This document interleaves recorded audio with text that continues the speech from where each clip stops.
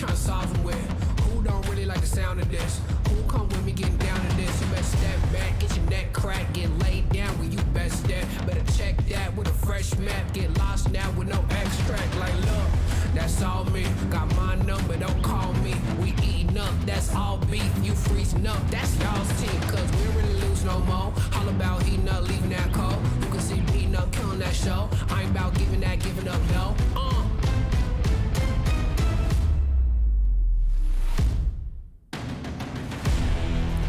Nah, cause they don't want it with me.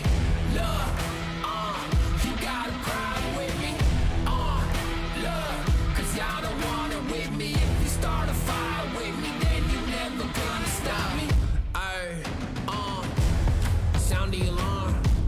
We about to go on. You getting it wrong.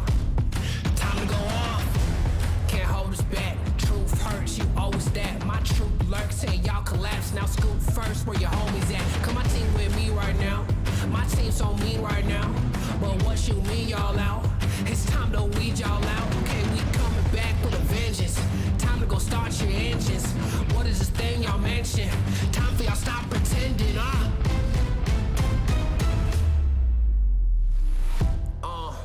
Nah, y'all can't do that. Where your crew at? Y'all can't do that. Nah, where your crew at? Love, man, cause now you alone. Yeah, get out of my zone, man. Cause now you alone. Love, get out of my zone. Nah, cause they don't want it with me. Look, you got a problem with me. Look, cause y'all don't want it with me. If you start a fire with me, then you're never gonna stop me. Nah, cause they don't want it with me.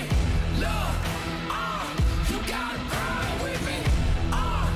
Look, cause y'all don't want it with me. If you start a fire with me,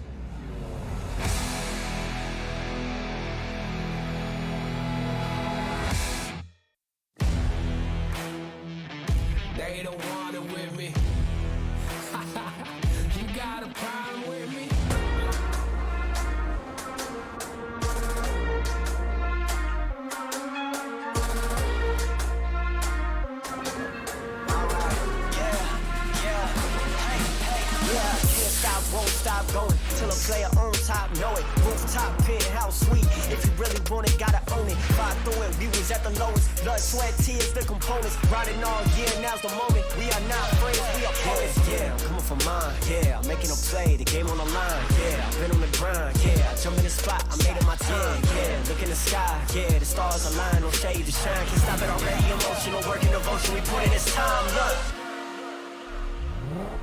You won't stop my stride. I'll just break your line. I don't tolerate wasted time. Take us down, keep fighting. The Snapdragon Pro Series powered by Samsung Galaxy is brought to you by Snapdragon Elite Gaming, Galaxy Z Fold 4, Monster Energy, and Kachi Shop.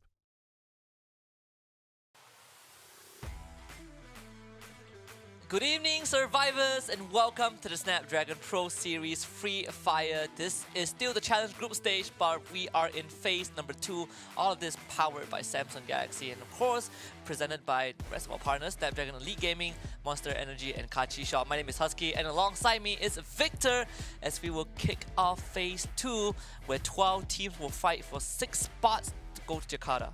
Yeah, exactly. I can't wait to see how this will turn out, because now that we've already taken like the best 6 out of the 18, now the rest of them are going to have to fight for 6 more slots. So another chance for them to get into that grand finals.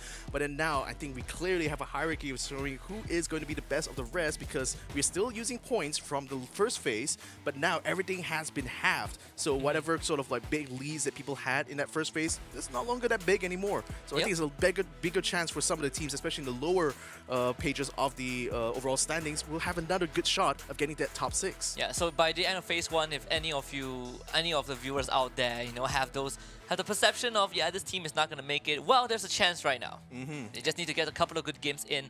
We still have teams that are in the lead, but it is not as defined as it was by the end of phase 1.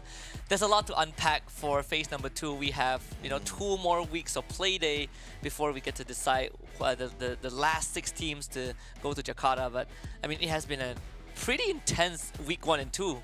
Oh yeah, especially like towards the end as well. We did see a lot of teams kind of pick up the pace, especially teams like Evo's Divine actually had a really amazing final day and actually allowed them to qualify as part of the top 6. This is the prize pool that everyone is fighting for. It's slightly different compared to phase 1 if you do look at it here, because again, we're mostly having only 12 teams here, so they're mostly going to be fighting for that 7 to 8 all the way to 18th position here.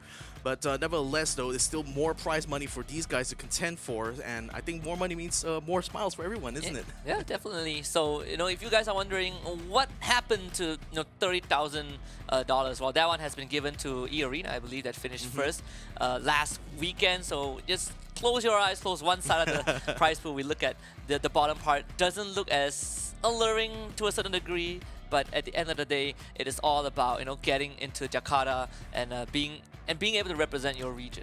I think that's more important on everyone's mind here, because again, this is the second chance. The guys, especially the ones that missed out on getting the top 6, like Sem9, V Gaming Esports, they really wanted to try to use this opportunity now to ensure that even though the lead now has been halved practically, this is exactly how they're going to try to build up for the next phase of this, which is actually the grand finals. Yeah, and I just want to quickly correct myself. First place team by the end of phase 1 was actually Nigma Galaxy. I remember even seeing the announcement, but E-Arena is definitely one of them that made it to Jakarta. Let's take a look at the Challenge Finals prize pool, though. This is what the teams will be fighting for if they qualify for the Challenge Finals. 6 teams have already made it there. They're waiting to contend with the other 6 teams. But if the teams that win the Challenge Finals get $65,000, so at the end of the day, it's all about that lion's share of a prize, which is getting the biggest piece of the cake. Yeah, to put in perspective, right? Like, even if you made it as the last team out of that top 12 to get into grand finals, you're still guaranteed $5,000, and that's already on top of the prize that you received from phase 2 of this challenge group stage. So that's still at least around $8,000 there. So it's still very viable, to even try to get into that final slot there. The question is, who is going to be the one to be able to make it? Yeah, I think the theme song for Free Fire should be All I Do Is Win by DJ Khaled. All these guys get something just by participating, to a certain degree. But this is a point system. It is same across the board in Free Fire competitive. 12 points for Booyah, and 1 kill gives you 1 point. We're looking for the holy, the kind of the holy ratio of getting the Booyah, getting 8 to 10 kills per round. Some teams have been very consistent in doing that, but most of these squads have qualified. They are not needed to play in the last 2 weeks, so we'll see if the other remaining teams can give us that performance, because we have a lot of inconsistencies in the first 2 weeks, and it really felt like this is kind of an open battlefield. It could be, but then my thinking is more that because these teams have already had the experience of the past phase of the group stage, to play against each other. So naturally, that first week there was probably the most chaotic, because we saw the really good mechanically skilled teams like the ones from Thailand essentially dominate that first week, but I think that now the balance of power is very firmly evened out now, because there's now a lot more familiarity with this particular lineup of different teams and from all across the many regions here. Maps though always will remain the same though, because Bermuda and Kalahari will be the first two that these teams will have to challenge themselves on, and that will also be interspersed with Purgatory and LP in between there. So it's a little bit different kind of pace, I would say, compared to Phase 1, but certainly you want to make sure there's something a little bit new to the table here, especially for Phase 2. This is actually, I'm taken by surprise in a good way.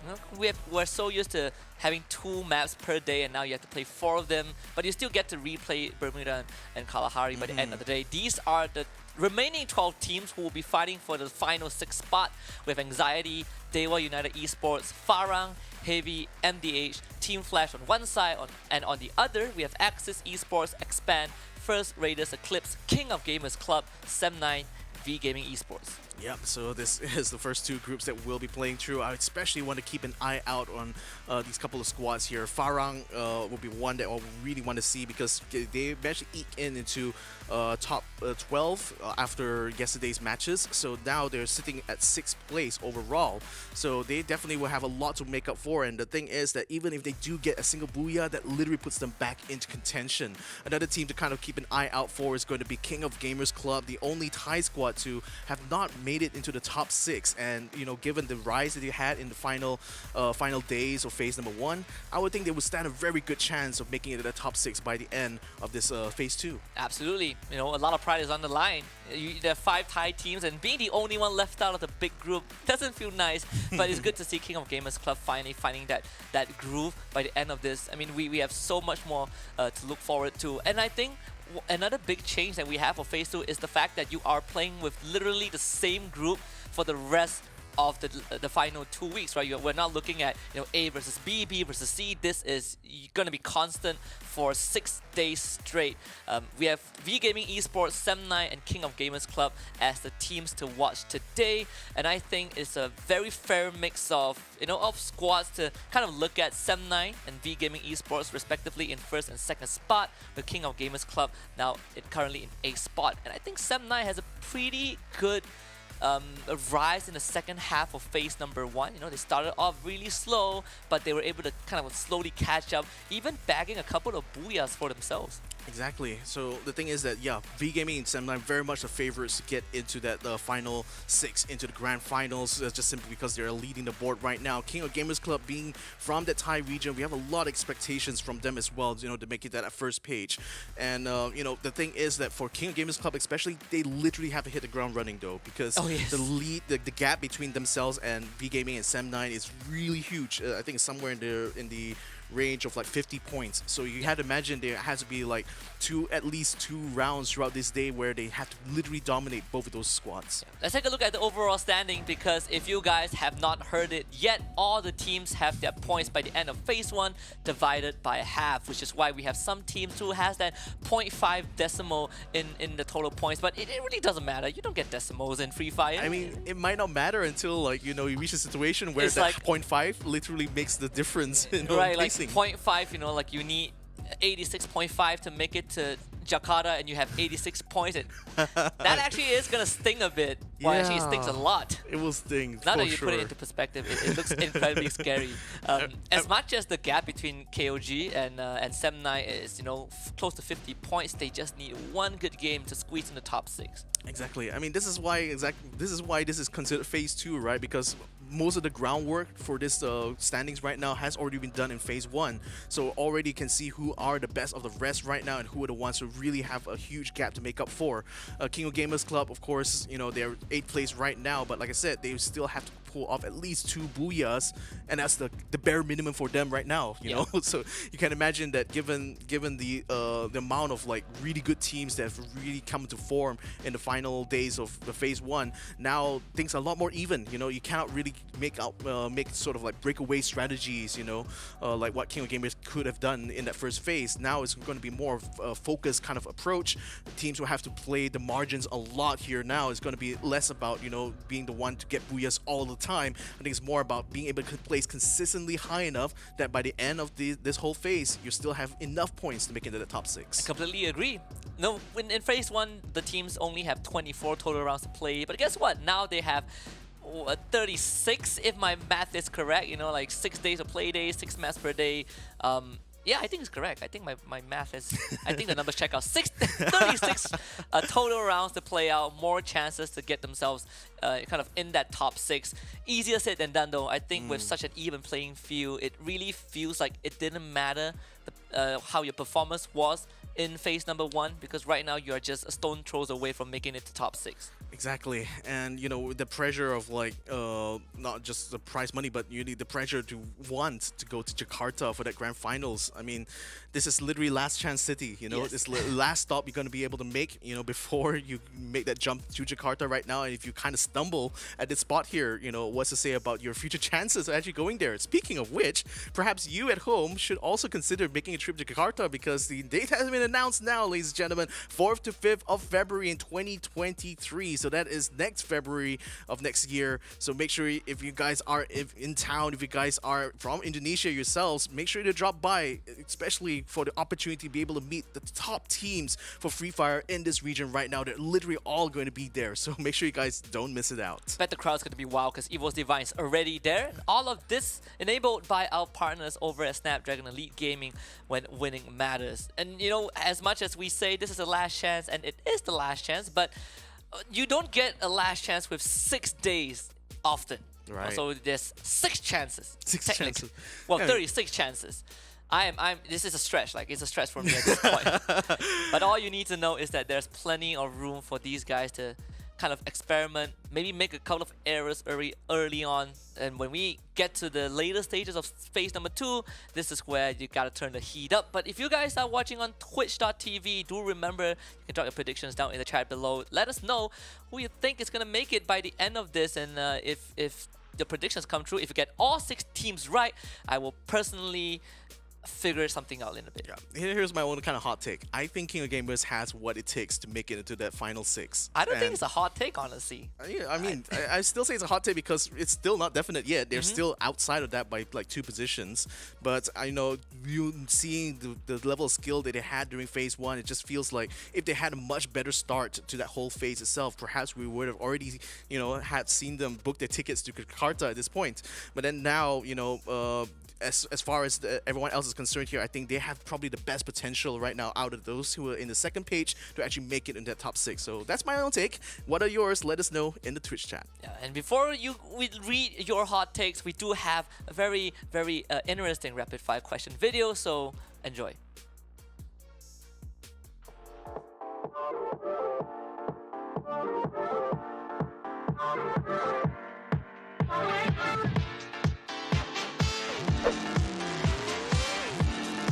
Mình cả hai. Wake up early to play game. Wake up early to play game. Bangun lebih awal main game. Wake up early to play games. Thức khuya để đọc sách. No shower for a man. No shower.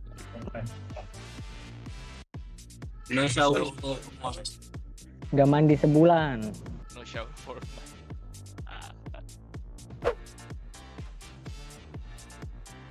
100 kali push up. Push up 100 kali lah. Gitu enak. 100 push-ups. 100 push up. Yoga class. Sống không có PC. Live without AP. Live without phone ใช้ชีวิตโดยไม่มีคอมได้เขาตัดไปไหนก็ได้เขาแค่คอมมันก็ต้องเล่นอยู่ที่บ้านอย่างเดียว Mà tôi sẽ kia. Không vậy. Không, em không muốn bệnh. Cái mắt đi. Để đồng tiền. เอาเป็นน้ำมูกดีกว่าครับ เพราะถ้าน้ำตาจะทำอะไรมองอะไรไม่ค่อยสะดวก มีแต่น้ำตาไหล เจอหนูในห้องครัว Cái nủ như màพี่ Ôi, có chuột đi à? cái cô sĩ đã phụ Cậu ơi, nhiều bệnh. Rán, một con rán không được. เพื่อนหนูดีกว่าครับ ไม่เอาครับมันน่าขยะแขยง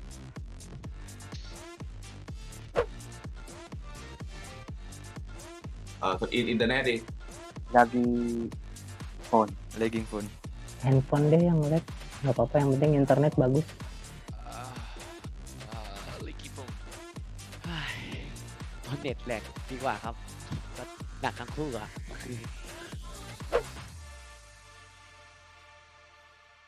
Tình yêu đích thực. Never run out of battery. ไม่ติดรักแท้ครับ มันมีอยู่แล้วไงพี่รักแท้อะ Mình sẽ thà không xem tivi trong vòng 1 năm à? Không xem TV vào một năm. ไม่มีทีวีปีหนึ่ง Forever. Forever alone. Arrange marriage. Arranged marriage Không cô đơn là không sống được rồi nè. Hôn nhân sắp đặt cũng không được luôn nè. Mình phải tìm tình yêu cho chính mình.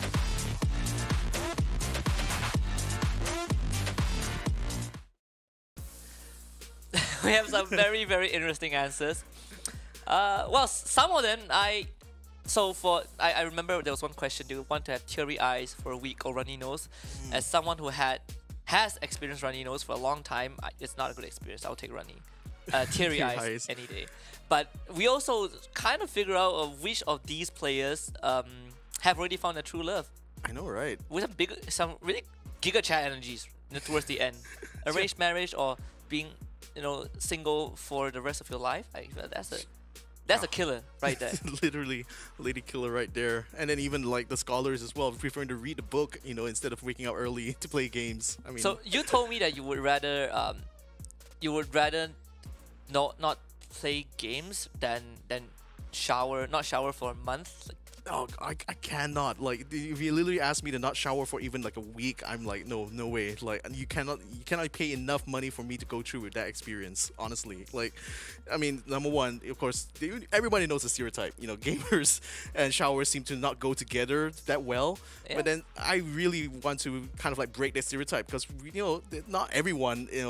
There are people who do care a lot about that personal hygiene. Yeah. Myself included. Yeah, we gotta dispel that myth. We do shower. Yes. We probably shower more than the average people. I don't know. I definitely shower before and after a show. Fair enough. Yeah. Fair enough. They're pretty often. Very often indeed. So You actually sweat more than you thought when you play games, right? When things get really intense. when things get intense, we're kind of like the outlet for that energy that all these players can put out on screen there. So if we don't sweat, that means that the player's not playing hard enough. That is actually very true. I agree. It's gonna be a sweaty night for these players. Oh, for sure.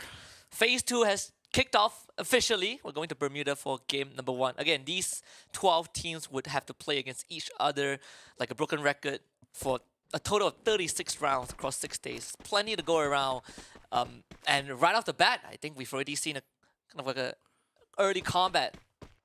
Yeah, so I think one thing is going to be very interesting to observe here is how these teams are going to adapt to this new sort of lineup where, the top teams are no longer here. The top kind of killers, especially the Thai squads, they're not going to be around to kind of like be a threat on the map anymore. So now because it's going to be everyone else here, I think it's going to be a lot more of seeing how these kind of teams adapt to the new information. They're going to be getting the new sort of like aggressiveness or lack of aggressiveness. Sometimes you can see there's certainly a lot of aggressiveness go around for Nero though, but unfortunately he gets knocked down for a close shot. Jembo taking out both Call and Aussie in the meantime. That's a fight against First Raiders there at the moment, happening outside of this one here. But DEWA continuing to try to hold their ground here. They still have the man advantage against MTH, though. They just need to be able to knock down another one here. They will probably be able to win this one out. Unfortunately, DEWA had to lose 2 of the members, though. So that leaves Renz and Rain now trying to stabilize this fight. It's going to be pretty tough for DEWA United Esports because their fallen players are so far in the front lines. There's no way to recover them, so Renz has to kind of make something happen. MDH, on the other hand, has the liberty, has the luxury to bring Nero back up. Hong An will also be given the same treatment, so DEWA United taking an early L, losing already Virus, who is gone. Bams is also out. DEWA United left with 2. Yeah, they managed to get a knockdown. Now Renz is trying to peel out of this fight. Unfortunately, Don't Cry catches him just as he got out of the house. Now he's forced to fight. Unfortunately, standing his ground didn't quite work out for him, though, as he will get eliminated in quick succession here. DEWA, fortunately, do have an insurance, though. I think another member of them managed to escape the fight right now, so allowing it's going to be Bams, actually, who just revived just in time for this. And Rain is still on the ground as well, so he's allowing DEWA to come back in this fight, though after losing that one to MDH there, they're surely going to be a bit behind. This really feels like the very first game of phase number 1, where the moment the teams drop, it is just full-on gunfight. We saw Farang having members taken out. Axis, they did lose Neptune early on, but he was also revived. Just a lot of skirmishes happening.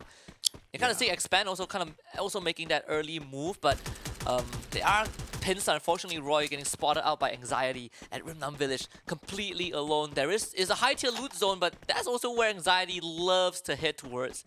So Expand should be expecting this one. Should have been expecting that one there for sure. And Expand yet again going for a more split strategy there, and we only see one member on ground in the port there, which is kind of a bad spot to be caught out in.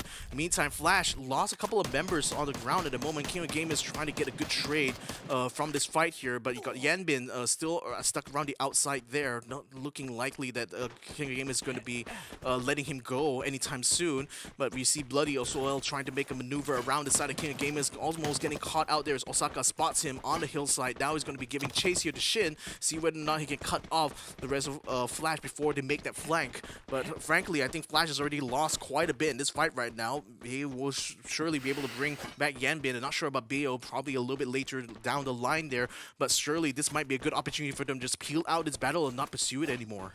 We actually saw a lot of Flash on that kill feed, right? Whether they're getting takedowns or not. KOG, though, having a dream start. 4 eliminations. They did lose 1 member, but that should be easily taken care of. Just go to that buy point vending machine and get him back. Farang also getting 3 for themselves, but they did suffer 2 losses in the process. That's a buy point right there for Zhenbao, so no problem. Everything is going to be A-okay. Now we kind of get that break in between. The teams finally decided, we're going to slow down. Can't really say the same for VGM. They might run into Sem9. These 2 teams are literally in first and second, and Sem9 will be the first one that takes contact. Oh, that's a good one there, though. Sem9 taking a little knockdown there temporarily onto Ban, but he managed to get himself back up. Yeah, he got a revive shot just in time there, so that he was able to put up the glue walls to defend himself. But a Global is going to be able to catch him there. Newbie with a hand of God there, ensuring that Bant is not going anywhere anytime soon. VGM now completely tied up in this fight now. Can Sem9 find even more knockdowns on its side? As they managed to catch out Vantan, trying to use the glue wall, prevent the momentum of the bike, knocking him over, but the shots are still coming true. Vantan is on the ground now. VGM still have 2 remaining, but they're going to be met by another member of Sem9 who's just outside on the blue zone. I think VGM have to try to fight their way out. There is no way to escape from this crunch. It's gotta rely on brute force, but they've expanded so much of that utility. Those bonfires being thrown on as well is ring around the rosy alongside this one lone blue wall, with Victory having the health advantage, and he's gonna get that final knockout. VGM not having a start for themselves. I mean, the bonfires even stack to begin with? Like, why put down 3? I mean, let alone 2. So, oh my goodness, that probably did not work out for the best there from VGM, but it was definitely a desperate time. But Anxiety now comes into the fray there, hearing the shots coming to the north of them from that high-tier loot zone. Now they're going to be coming in to see if they can pick up some scraps, but no, the glue wall came on a little bit too close there, forgot to be. Fortunately, he was able to put the time turner just in time to keep himself alive there, but now he's going to be stuck on the outside. Zen OP now moving in with the motorcycle, getting a knockdown on one of the members of Anxiety, now trying to stabilize this as he picks up Newbie. Raja continues to try to shoot on here, trying to keep the rest of Anxiety away from his teammates now, but we're already seeing knockdowns coming onto Anxiety's side. Sem9 further on, continuing to try to keep themselves in this fight. I think this fight is done for Anxiety. They have no way of winning this one, but Sem9, you thought that they don't have time to recover, but it didn't feel like it mattered, right? After the fight against VGM, they just took out Anxiety. Huge props to Newbie though. We saw that nade fly over Toby's head, but it was aiming for Kanoho the entire time. That kind of felt like a cinematic shot from the Matrix even. But Sem9 having the absolute dream start. This is the roster that we criticized so much in the recent major, the Season 4 major. And they got a little roster swap. They bring back the OG Sem9 roster, mixed in a bit with, with Fikri, mixed it in with, I believe, Raja and Fikri. And right now, they look like the most solid team to start off this round.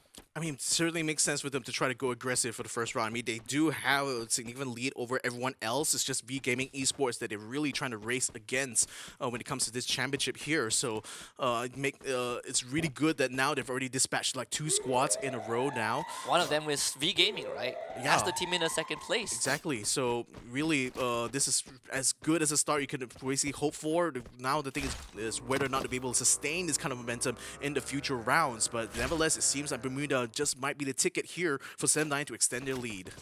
You love seeing it as a Sem9 fan. It take them a while, but just remember, 3 months ago, Sem9 was one of the most underperforming teams in the region, at least locally.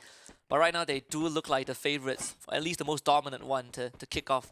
It's early to say though. We still have so much more days to go through. But if Sem9 can keep this up, just even get those average points per round, I think you would see them in Jakarta, and that would be a big boost to some of these players who have always came so close but not make it to the finishing line.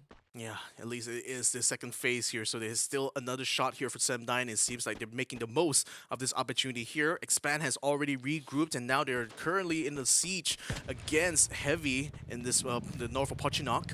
And now we can see Expand trying to move into a new position here before Heavy decides to send some troubles their way, forcing them now to turn around and here and see whether or not they can catch Heavy before they decide to make the move. Unfortunately, Heavy already has Tom XT up in the next floor here, trying to see if he can get a high ground advantage against Expand here, and hopefully give enough information here for Heavy to coordinate their movements. But for now, Expand does have a much more spread out positioning though, so they are certainly going to be able to meet anyone that decides to come out into the field.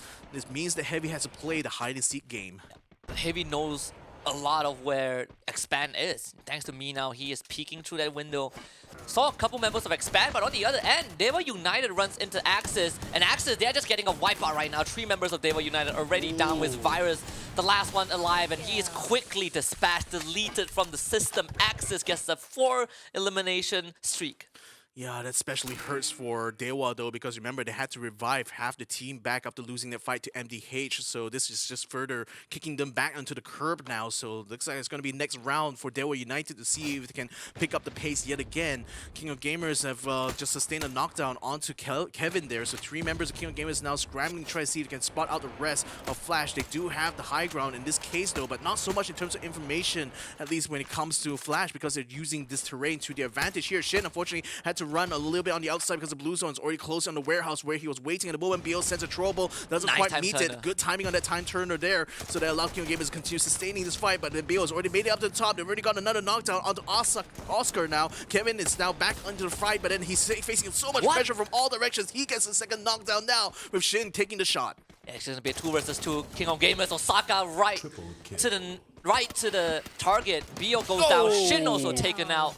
It's going to be Scar to kind of clean out Oscar. Saving KOG, keeping them in the round. And the best part is Kevin, most likely, even if he goes down, will be revived. 8 points so far for KOG. Heavy on the other end, finally engaging with Expand. It feels like Expand is the one that decided to take the first move. First point of contact. Me now goes down to Roy with the Charge Buster in hand. And this is not going to be easy. On the other hand, Neptune, Axis, who just finished off DEWA United Esports, runs into MDH, and Neptune loses the first contact. They did get a trade with Flame taking down Nuke, but Heavy and Expanse fights continue. They were able to bring me now back up. Roy running in with the Charge Buster, blocked by a good glue wall. Heavy saving their fortress, at least for now, but Expand looking to continue that assault. Yeah, I wanted to see exactly what's going on with Axis right now because, they won the fight earlier on against DEWA. Now with MDH, just coming to their position here, they really are looking for a fight. We got King of Gamers is also getting to the mix as well. So this is getting very crowded right now on the eastern side of this circle. In the meantime, the fight still continuing between Heavy and Expand as they seem to have them locked up on the outside here. The glue walls just literally piling on top of each other here, making layered defense. And right now, Expand just spending a lot of these glue walls trying to keep Heavy on their toes here. Heavy force as well to put out Budai on the outside there, trying to bring shots, but the glue walls not making it easy at all for him to acquire targets. But then right now, with another knockdown there on the Heavy, Expand might just have the man advantage, but they need to extend it even more. Unfortunately, they had to take a bit of a breather right now to get the healing in, but they gotta watch out because King of Gamers is still lurking around. They definitely are hearing these gunshots. They know a fight is breaking out. Now they just need to see who's gonna win it out. Is it Heavy or Expand? And they are all running dry. We saw so much glue walls. Budai actually has 10 more glue walls with him. As first rated, Eclipse will be out. Heavy sustaining a lot of injury thanks to KOG sniping them from long range. Budai deciding that this fight is done and dusted. Expand only good for 3, but 3 is enough for the price of so much resources. I feel like the eventual winner to a certain extent is Heavy because they still have some utilities in the back. They're just gonna get away from this compound, whereas for Expand, able to snipe Oscar from afar, Cobra, making sure the KOG gets the message to not interfere. Expand still keeping 3 of them alive. I'm really interested to see what FARANG is planning here because they still have 2 members left and they're just literally on opposite ends of the circle. So I'm thinking they're trying to go for a very ninja-like strat here to try to make it to that final circle and probably go for placement points. Good shot there by JLX to take out that last member of KOG. So now, oh, sorry, not KOG there.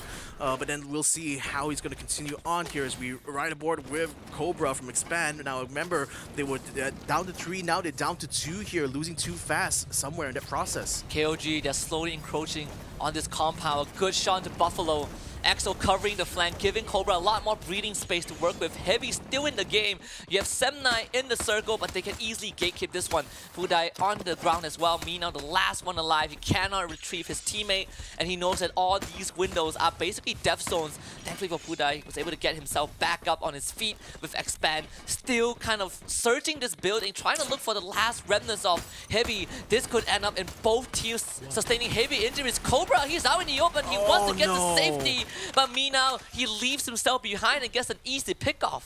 Yeah, he's definitely going for placement now, given that he is the last member of Heavy still alive. The next circle is going to be quite a bit close to him, actually. So might actually be in his interest to try to find that last member of Expand, because the Axel is now making a break for it. He has him on the side. Can he get a shot? What? Yes, he does. No, he does Just not. KOG. He got kicked out by KOG, who spotted him from the outside. So that third party that KOG was setting up finally paid off there as they eliminate Heavy from the scene. Sem9 and Axis, the only 2 squads with the whole team alive.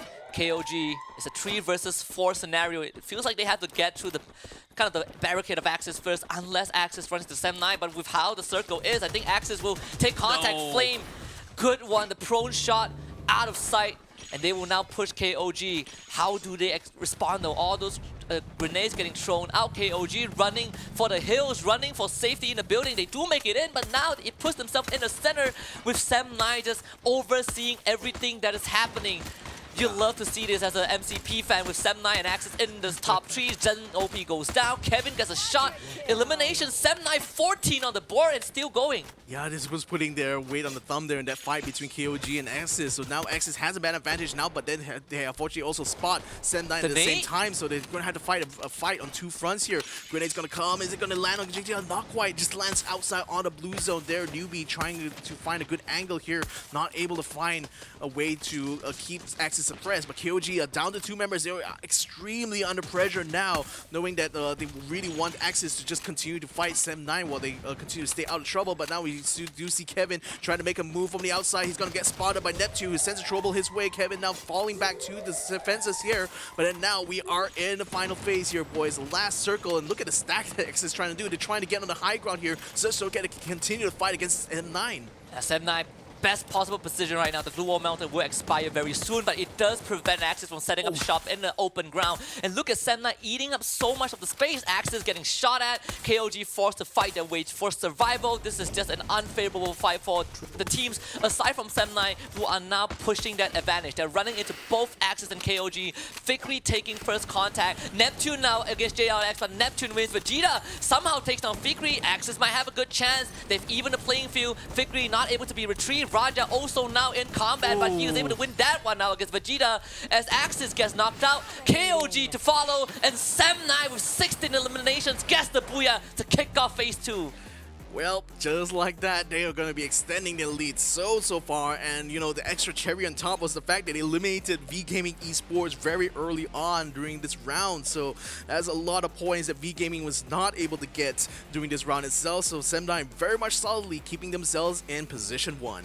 What happens when you put the OG Sam9 and a bit of X-Geek fam together? You get this super roster, and I think this is gonna make the narrative so much interesting, right? We talked about Expand being the super team of the region, and right now Sam9 comes in after a minor reshuffle since the last major, and here they are kind of outclassing a lot of the teams that we have, at least in phase number 2. But that opening is going to make everyone happy. Oh, for sure. I mean, now we very solidly established a new pecking order after already having removed the top 6 from the first phase. So now with Sam9 solidly getting that booyah here, I wonder whether or not V-Gaming Esports will have a better reply coming into the next map here, which is going to be Kalahari.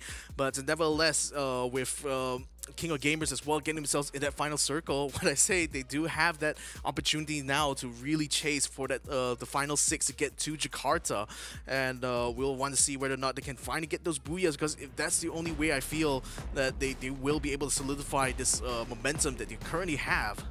Yeah, we have a slugfest of a game number 1 with just skirmish in the first 5 minutes. It felt like we didn't even get catch a break, right? I thought we had downtime, but we clearly overlooked the fact that a lot of teams were dying in the background. Sam9 though, one of the most explosive starts that we've seen. 2 fights in a row, getting all of the eliminations, and this post that they got in the final circle was just sublime. It really felt like it was their round to lose, and they finished it in a flawless fashion. 28 points to kick off the night. KOG also not too shabby. 14 points, 14 eliminations for them, and a second place finish gives them 23.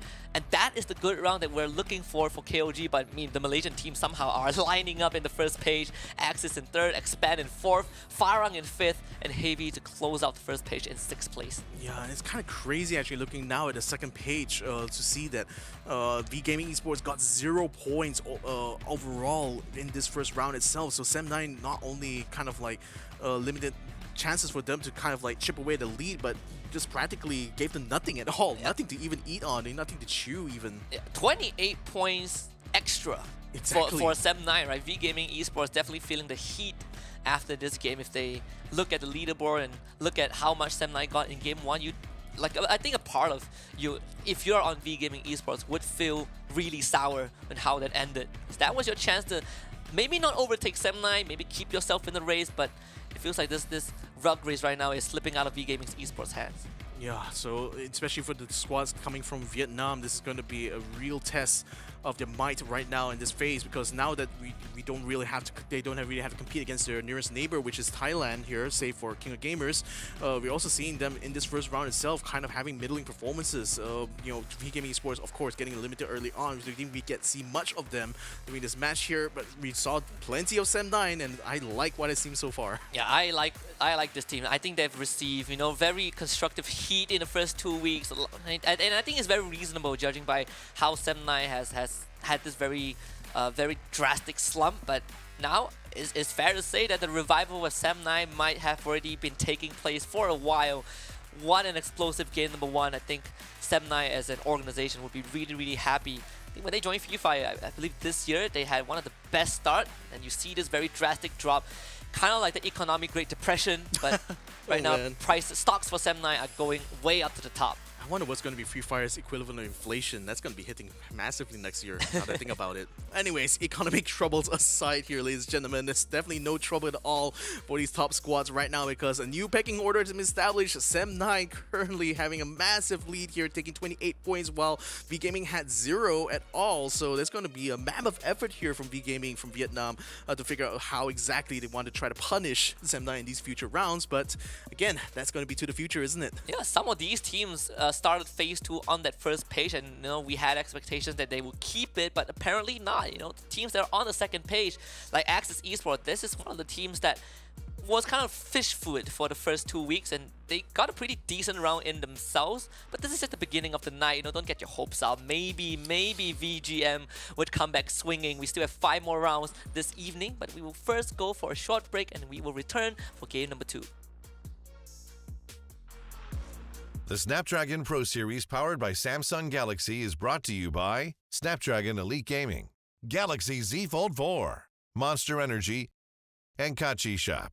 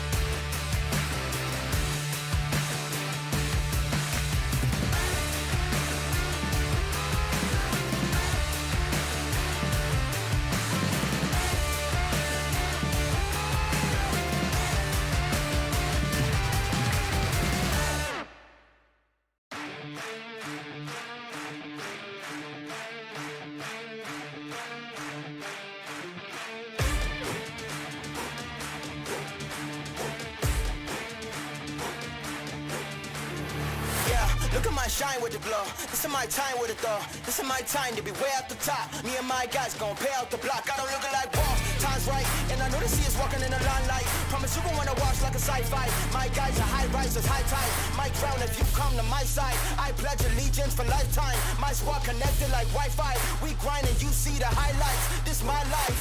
It ain't a game now. Me and you, we ain't the same now. Lions coming out to play now. Opposition out the way now. Out of the way. You wasn't invited. Say you come to play. I dare you to try it. You don't wanna try me. Then step up to my team. Yeah, out of the way. Yeah, yeah. Out of the way. Yeah, yeah. Out of the way.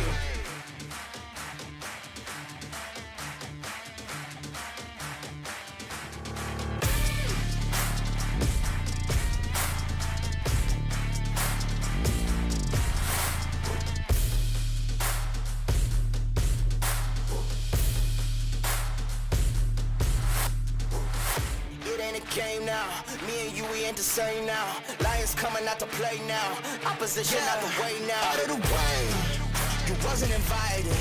Say you come to play, I dare you to try it.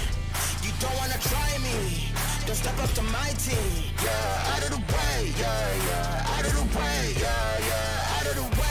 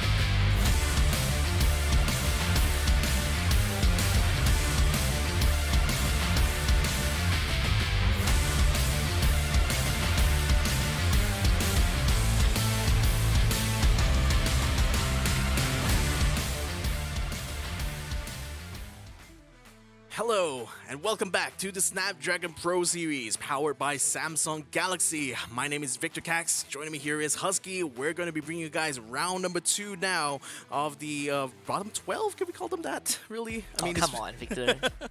Sure, yes, they're bottom 12. I agree. But it sounds kind of bad. It sounds kind of bad. Yeah. The remaining 12, I don't know, it sounds equally bad. But we have 12 teams left. You know, we have already sent 6 of them to Jakarta by the end of last week. So 12 more teams will have to fight for the remaining 6 spots. And they have 6 days to do it. This is just day number 1. Let's take a look at the updated standings after round number 1, where Semnai came out the gate swinging for 28 points. Now it puts them in a very solid first place, 147.5. V-Gaming Esports didn't even get to play the game, so they still remain in second, 118. Expand moving up to third place. KOG shooting up to fourth. MDH tying with them, and FARANG remains in sixth place. Yeah, I mean, FARANG actually tried to do something kind of interesting there, but it seemed that it did not work out in that first round. Let's see whether or not round number 2 is going to work out better for them. But then for King of Gamers Club, they certainly have been making that climb there. So early on, they were in top 8. Now they're in top 4 here, just mixing it up together with Expand and MDH. Expand as well, you know, really trying to get themselves into that final circle. Didn't quite make it all the way, though, because got kind of a bit cut short in that journey. But then now, you know, with King of Gamers Club already starting to catch up to that points list there, maybe they might start to worry a little bit about their positioning in this overall standings here. Yeah, you know, sometimes we joke about this team can just not play one round and they'll still be fine. The V-Gaming Esports, technically, you know, if you don't look at game 1 and what happened, they had nothing and they are still in second place, which means that they actually started phase number 2 with a very substantial lead, right? They did super well in phase number 1, but right now there's no more time to relax. They have expanded that free get out of jail card. It's back to the grind for V-Gaming Esports. Yeah, I think very likely, you know, V-Gaming is going to very much want to see where they can punish Sem9, you know, for literally eliminating them early on in the map. They would certainly want to try to do the same to Sem9 in the next few rounds here, so we'll have to keep an eye out for that. But nevertheless, though, for the rest of the squads here, Axis Esports, despite getting a lot of kills, were not able to upgrade themselves too far up, though, because they're still being pushed down by some of the other squads here. First Raiders still managed to put enough points there to keep themselves ahead. Team Flash as well, kind of getting themselves into that mix there. So still a lot of work there, I think, for the boys from Axis. Yeah, definitely a lot. Same for Anxiety, who there is a small gap between them and Axis as well. So they need a lot more push than our other teams. But first of all, we gotta thank our partner that is powering the entire thing, and that is Samsung Galaxy. They welcome to the family. I think that's.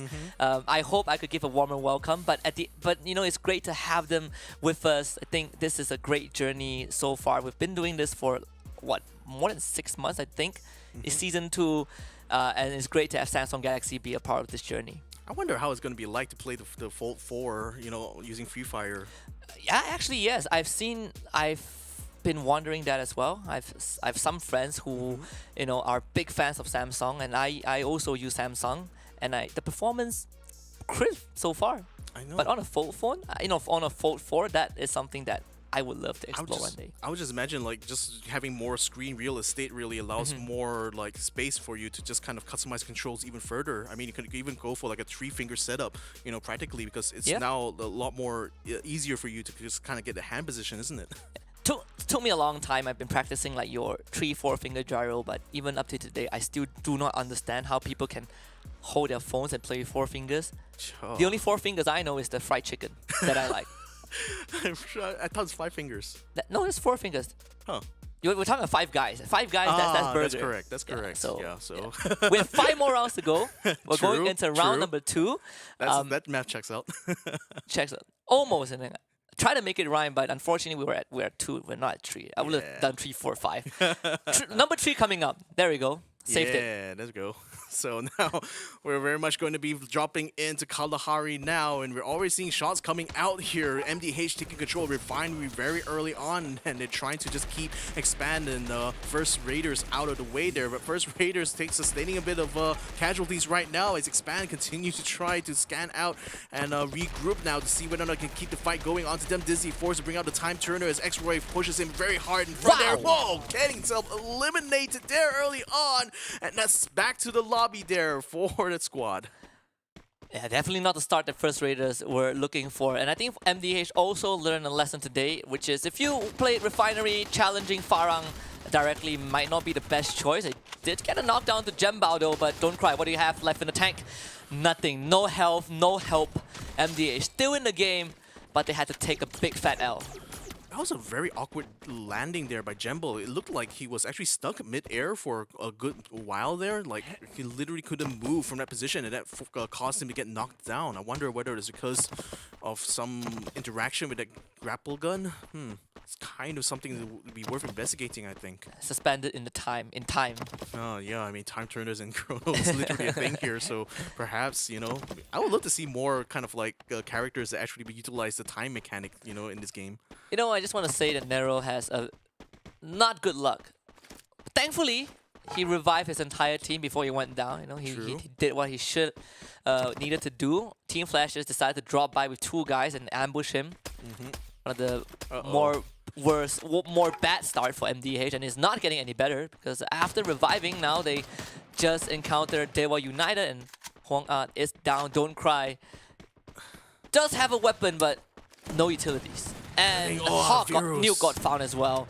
This is just going from bad to worse for MDH. Because you have to consider, as soon as they get revived, they don't actually carry forward any of the equipment they found early on. They literally had to just go with whatever they find on the ground here, and just getting caught out by another team that's already fully farmed. That's literally worst case scenario here for MDH. Can they fight themselves out of this little rut here as Virus breaks down the glue walls behind, tries to find a way to get past here, but then unfortunately has to play Ring Around the Rosies through the door. But don't cry, takes him down with just a sliver of health left, but unfortunately cannot escape the raids of Casemiro, or rather the raids of DEWA United here. Ooh, finally getting them out of the map here, and looks like MDH is going to have to go back to the drawing board.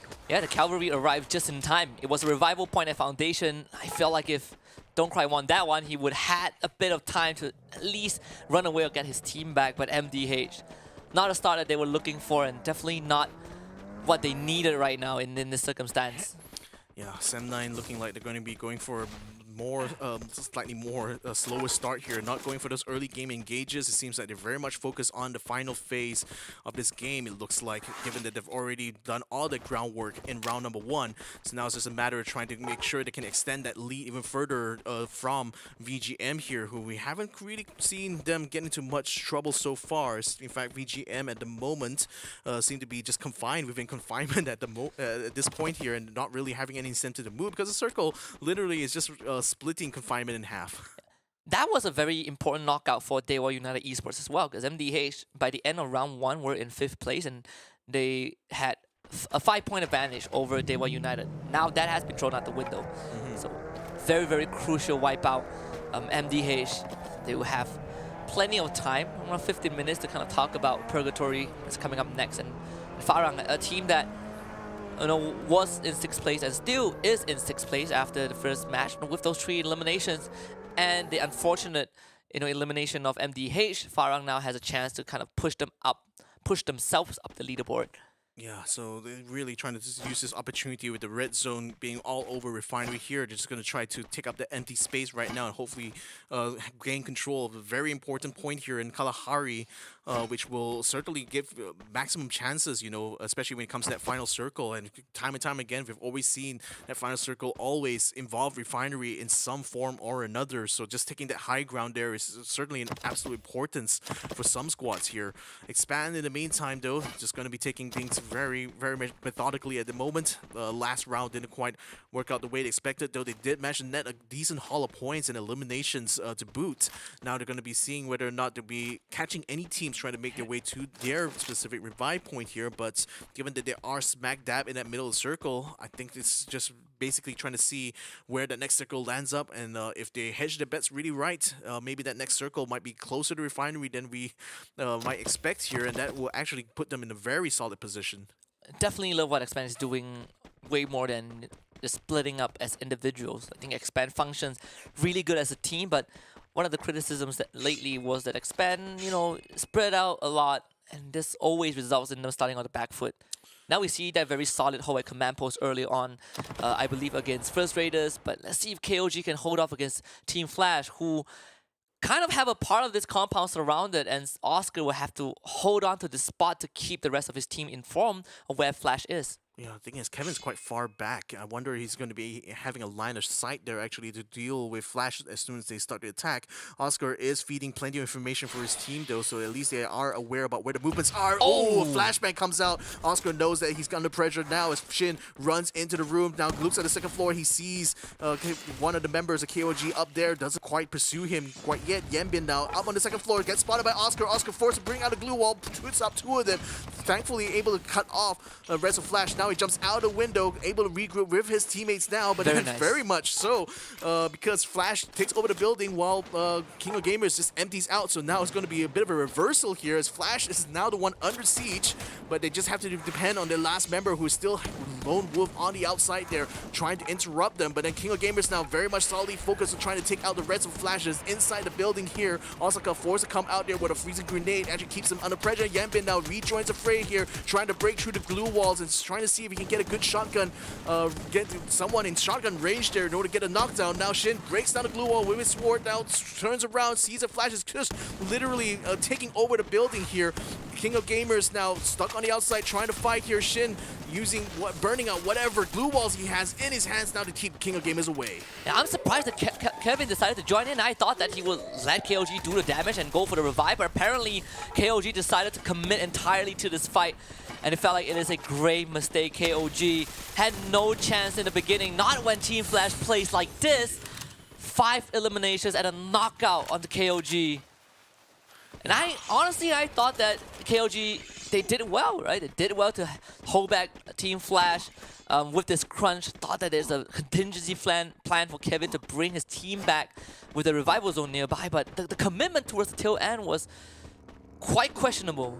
Well, the thing is that King of Gamers very much committed hard, you know, to just rush the building. So I think that immediately put the positioning that we saw King of Gamers in was, that we saw Flash in kind of awkward because like they literally had one member a little bit too far away.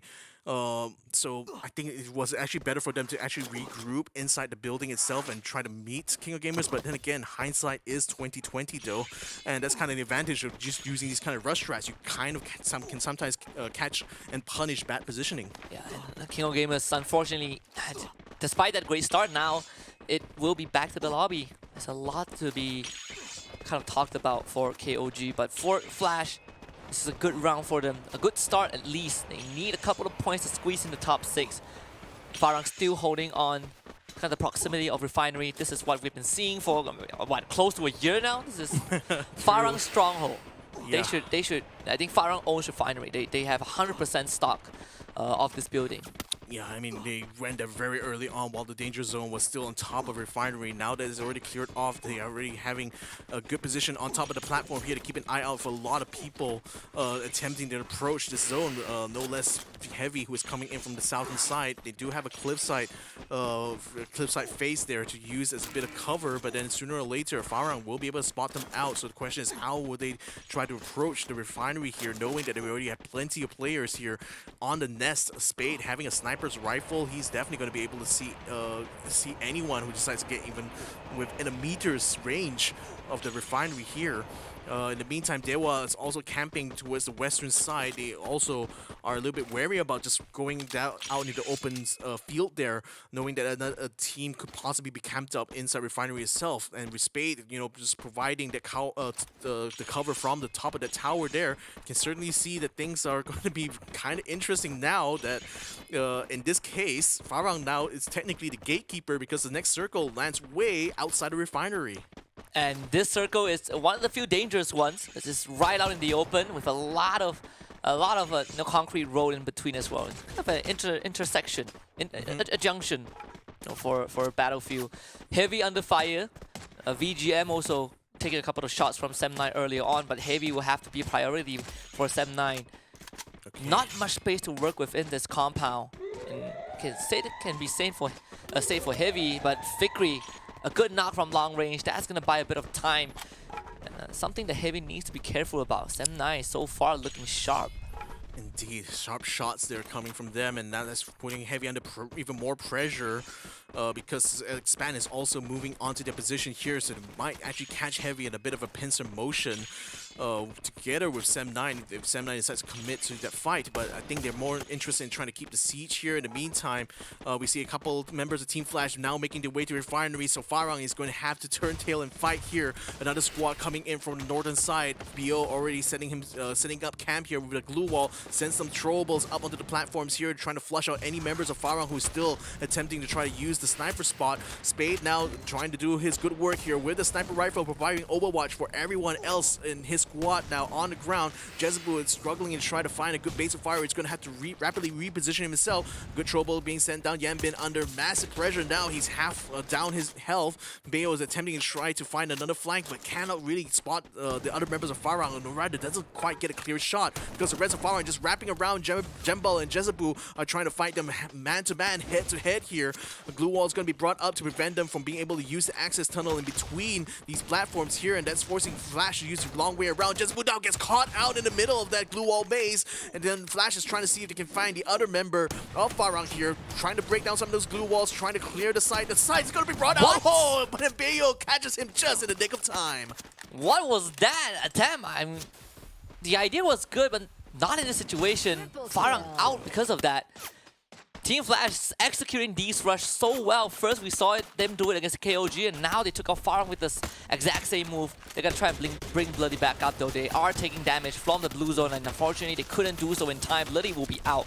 But on the other side, DEWA United kind of in a rat fight against Axis, and unfortunately from long range is VGM punishing both of them as Axis starts to drop like flies. Sem9 watching all of this unfold from afar. Flame is basically red on the ground. Axis barely crawling into the safe zone, but only with Neptune. Yeah, Neptune, last member still standing. DEWA can easily gatekeep him, but then right now they got bigger concerns here because he's about to bump into Sem9, who have been camping there for a very long time, and in fact will be gatekeeping them going into that final circle. Vickery now trying to reposition himself. Axis Esports, they got themselves spot out. Neptune dies at the hands of Renz, so that will be DEWA just gatekeeping them from that final fight, but now they're going to have to turn around and fight Sem9 instead. VGM in the meantime taking the high ground in this fight against Anxiety here, forcing Anxiety to try to get some good scope shots here. They do have a good sniper rifle that does provide plenty of range, but they need to wait for VGM to literally pop the hits above that cliff in order to get a clear shot. And this is the important one. Sem9 newbie, the first one to go down, and Vickery also under immense pressure as DEWA United decides to go for the rush right now. Can they get it through? Rajan Zen putting numbers on the belt. Virus and Rain, the last two remaining, but ZenOP swings the corner for a kill, and DEWA United fall. Sem9 have just slain the gods again. Yeah, but unfortunately they'll lose Newbie, and Vickery might be in danger too, so they're gonna have to get the revive on him sooner, but I think he's on the outside, making it a little bit hard. Oh, he's back up. Now he's already back up, so despite taking a little bit of damage there, they are not the full squad now. It's gonna be Heavy that actually is gonna be the full squad going to that final circle, and Expand loses X-Roy on the outside. There's Heavy, shoots them while they attempt to try to rush Anxiety, and this is gonna be perfect for Heavy because now they've just not only thinned the herd a little bit, but they also are putting extra pressure onto Anxiety here, who are currently getting ganked. Oh, Jaboiwa literally tried to jump away to escape, but just lands into the hands of Sem9. And now Expand finds themselves out in the open. Not much to work with though. VGM pressuring them from this high ground. You can see that the amount of glue walls being put up. ZenOP just have a grenade launcher in his hands. Team Flash out in the meantime as Yanbin spires to the blue zone. 4 teams remain, and most of them are still very healthy with all 4 members alive, but can't say the same for Expand, who are literally running into the center, but that means that they make themselves very, very clear targets for the rest of the squads as VGM. They are playing this so well. Hug the blue zone, hug the circumference, the grenade coming through from above, not enough to take down Boite as VGM finally claims their spot in the center.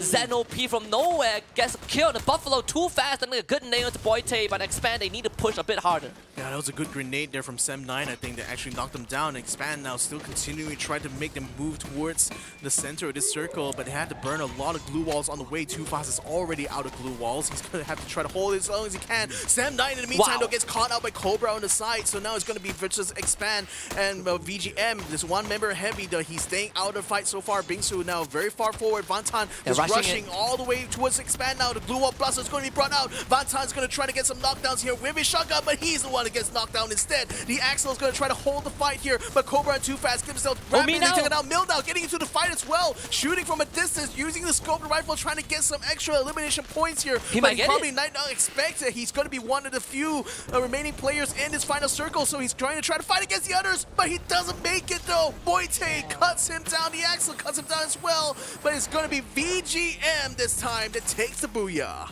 Yeah, 1 versus 1 deathmatch. Boite, first one to be seen on the silver screen and the last one standing. This is what they needed after a round 1 catastrophe. It felt like the script coming full circle for VGM. Now they're back in the race. Indeed they are. But the thing is that with Sem9 also being able to join them in that final circle, I think even with this booyah, V Gaming Esports still going to have a lot of work still in store for them in order to try to chip away at that lead. But good one so far. Good reply. Very, very solid here, especially against Sem9. Yeah, and also a good round for Expand, you know, making it into the final circle. Honestly, they were the ones under the most pressure from the other teams, but VGM, you know, making the call to kind of rush Expand, almost got severely punished. I just want to give credit to me now, this cheeky little guy from Heavy. Could have won the entire round, but came really close to doing so. Nonetheless, this is the kind of free fire matches that we love to see in VGM. They just happen to be able to string through enough, you know, damage to kind of pull themselves over the finishing line. I mean, I gotta have to imagine the amount of patience Milnow had to have there, just wait for the knockdowns to start coming in before finally revealing his position. But, you know, given the timing that he decided to enter the fight there, he very well could have been the one to take the booyah there. He have just taken down Boite, but, you know, the Axel was the one who actually got the shot onto him there, so it's a bit unfortunate he got cut down a little bit too early. But then again, you know, I would like to see a lot more performances like that from Milnow, and I think Heavy definitely deserves to be one of those teams to make it to that final circle there. Just a bit shame that, you know, not all of them managed to make it all the way there. Yeah, and Boite just kind of met checking everyone with their last shot. Perfect spidey senses, and now we get to see a more diverse leaderboard without Thailand, of course, King of Gamers Club, unfortunately not having the game for themselves. It's a very weird elimination with how Team Flash took them out, but for V Gaming Esports, 21 big points for them. Expand coming in second with 18. This is exactly what some of these squads needed to get for themselves to kind of make sure that they are within arm's reach. Yeah, and I think crucially for V Gaming, that's 10 points now that they're able to chip away at Sem9's 28-point lead. So that's going to help them certainly in the long run, but they certainly need to try to aim for that booyah for the next few rounds that we're going to be having for the rest of the day here in order to try to keep things even between the two of them. Then it will be more of a championship fight here for the first spot. But nevertheless, though, I think I got another hot take incoming. I think the Vietnamese squads are probably the ones that will dominate the top 6 here, because, you know, with V Gaming Esports finally getting the footing, Team Flash and Heavy, you know, constantly finding all these good fights here on the map. I think it's only a shame that MDH is just not really performing in this round here. I think last round they actually did decently, I can't quite remember, but I think Vietnam might be the squad to watch, the teams to watch out for in this phase 2. MDH did have a really rough round. Didn't really get to, you know, even hit the ground running. They were constantly hunted down, so unlucky. Does happen. V Gaming Esports though really stepping it up. Again, this booyah is very, very much needed. I think if they can keep this up, doesn't matter if they get first place or not, they are most likely going to Jakarta. But you know, this is a very early assumption at this point. My hot take is that FARANG might be able to make it through to Jakarta. It is a team that I've always believed in. I mean, their best performance, they have been to the world stage before. The best performance was second in our local circuit, just slightly behind Geek Fam, and it all came down to just one round. But that is history class for another day. I think a lot of pride is primarily on the shoulders of Team Flash, though, because they are the only team from Vietnam in this phase 2 that has been on that big stage before. Didn't qualify for the finals, but they were actually kind of the kryptonite for Expand during the recent play-ins in Bangkok, Thailand, where they were just out of like what 8 rounds, 3 of the rounds was just Team Flash stopping Expand in their tracks. So it's good to see Team Flash up there, and it's even better to see Expand being able to overcome some of those challenges. I think Free Fire is a game that's already starting to find its own identity, and it has evolved a lot, you know, since the early days of its launch, to the point where I think that even with some teams having plenty of experience playing on the world stage, you know, I think it's more about, you know, the flexibility or the ability to kind of like adapt with the changes that come with this game, because stuff like the grapple gun, for example, is a complete game changer in this current patch right now, and we're starting to see that teams that really mastered that actually are the ones who, you know, are in the top 6 literally. Yeah, we're seeing a lot of the players join the Boy Scouts as well. They know how to make those bonfires. Yep. We're seeing the glue wall melter. That is also another big change. One of the most recent one added into Free Fire as well, and really changes the dynamics of open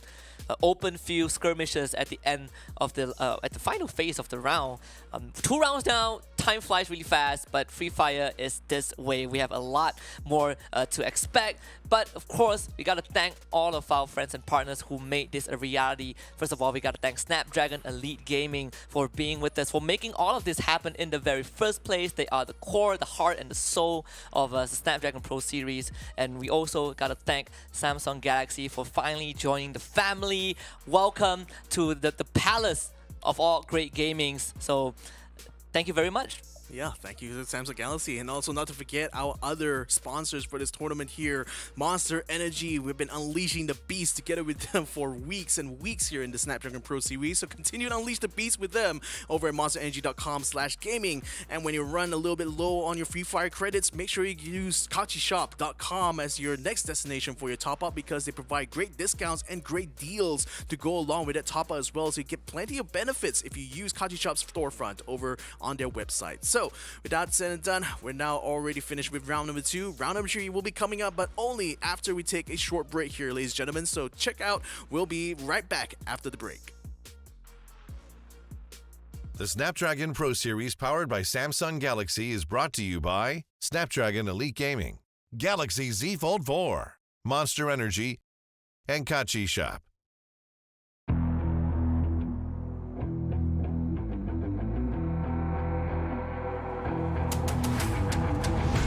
To get it, I'm on the mission, snap any minute, casually winning. Stop tripping on me, stop dissing on me. Yeah, I got a dream, can't take it from me. My fire's burning, I'm always learning. Tell me where to go, man, I'm on a journey. Yeah, I can't explain it, I get excited. Keep it 300, King Leonidas. Strap in, cause it's gonna be a long ride. Working on me every single day and night. There comes a time when your worlds will collide. If it's holding you back, push it right to the side. Ain't got no time for no fear. I work too hard to get here. Ain't got no time for no fear. I work too hard to get here. I don't got the time, put me in, coach. I've been going hard, time to let it show. Everything raw, give it to me now. Let me have the spot, man, it's going down. Gotta get it here, I don't wanna wait. Take what I want, then I go train. Gotta get a win, I won't lose the game. This is my year, I ain't gonna break. Strap in, cause it's gonna be a long ride. Working on me every single day and night. There comes a time when your worlds will collide. If it's holding you back, push it right to the side. On another level, I will never settle. Mind over matter, get the gold medal. On another level, I will never settle. Mind over matter, get the gold medal. Ain't got no time for no fear. I work too hard to get here. Ain't got no time for no fear. I work too hard to get here. On another level, I will never settle. Mind over matter, get the gold medal. On another level, I will never settle. Mind over matter, get the gold medal. On another level, I will never settle. Mind over matter, get the gold medal. On another level, I will never settle. Mind over matter, get the gold medal.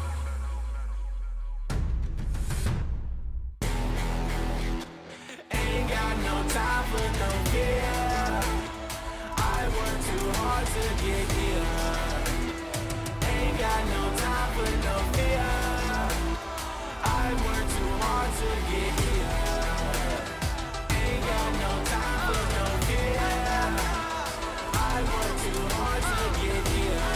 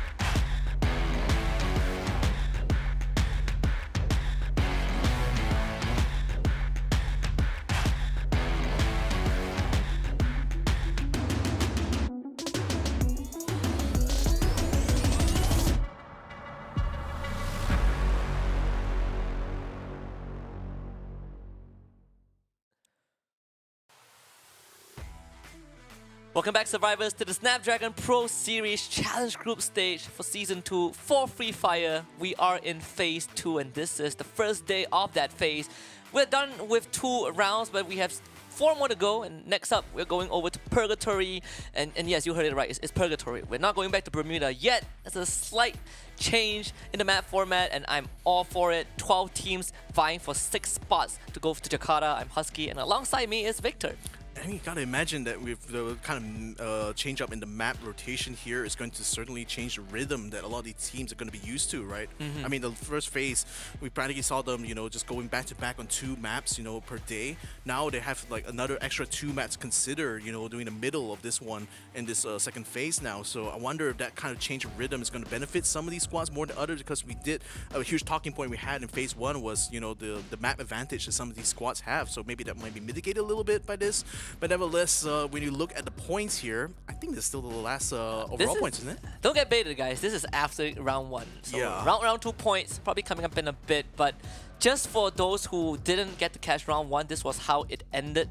Sam9, they got a booyah in round number 1 on Bermuda, and V Gaming Esports were completely knocked out, had the winds knocked out of their lungs.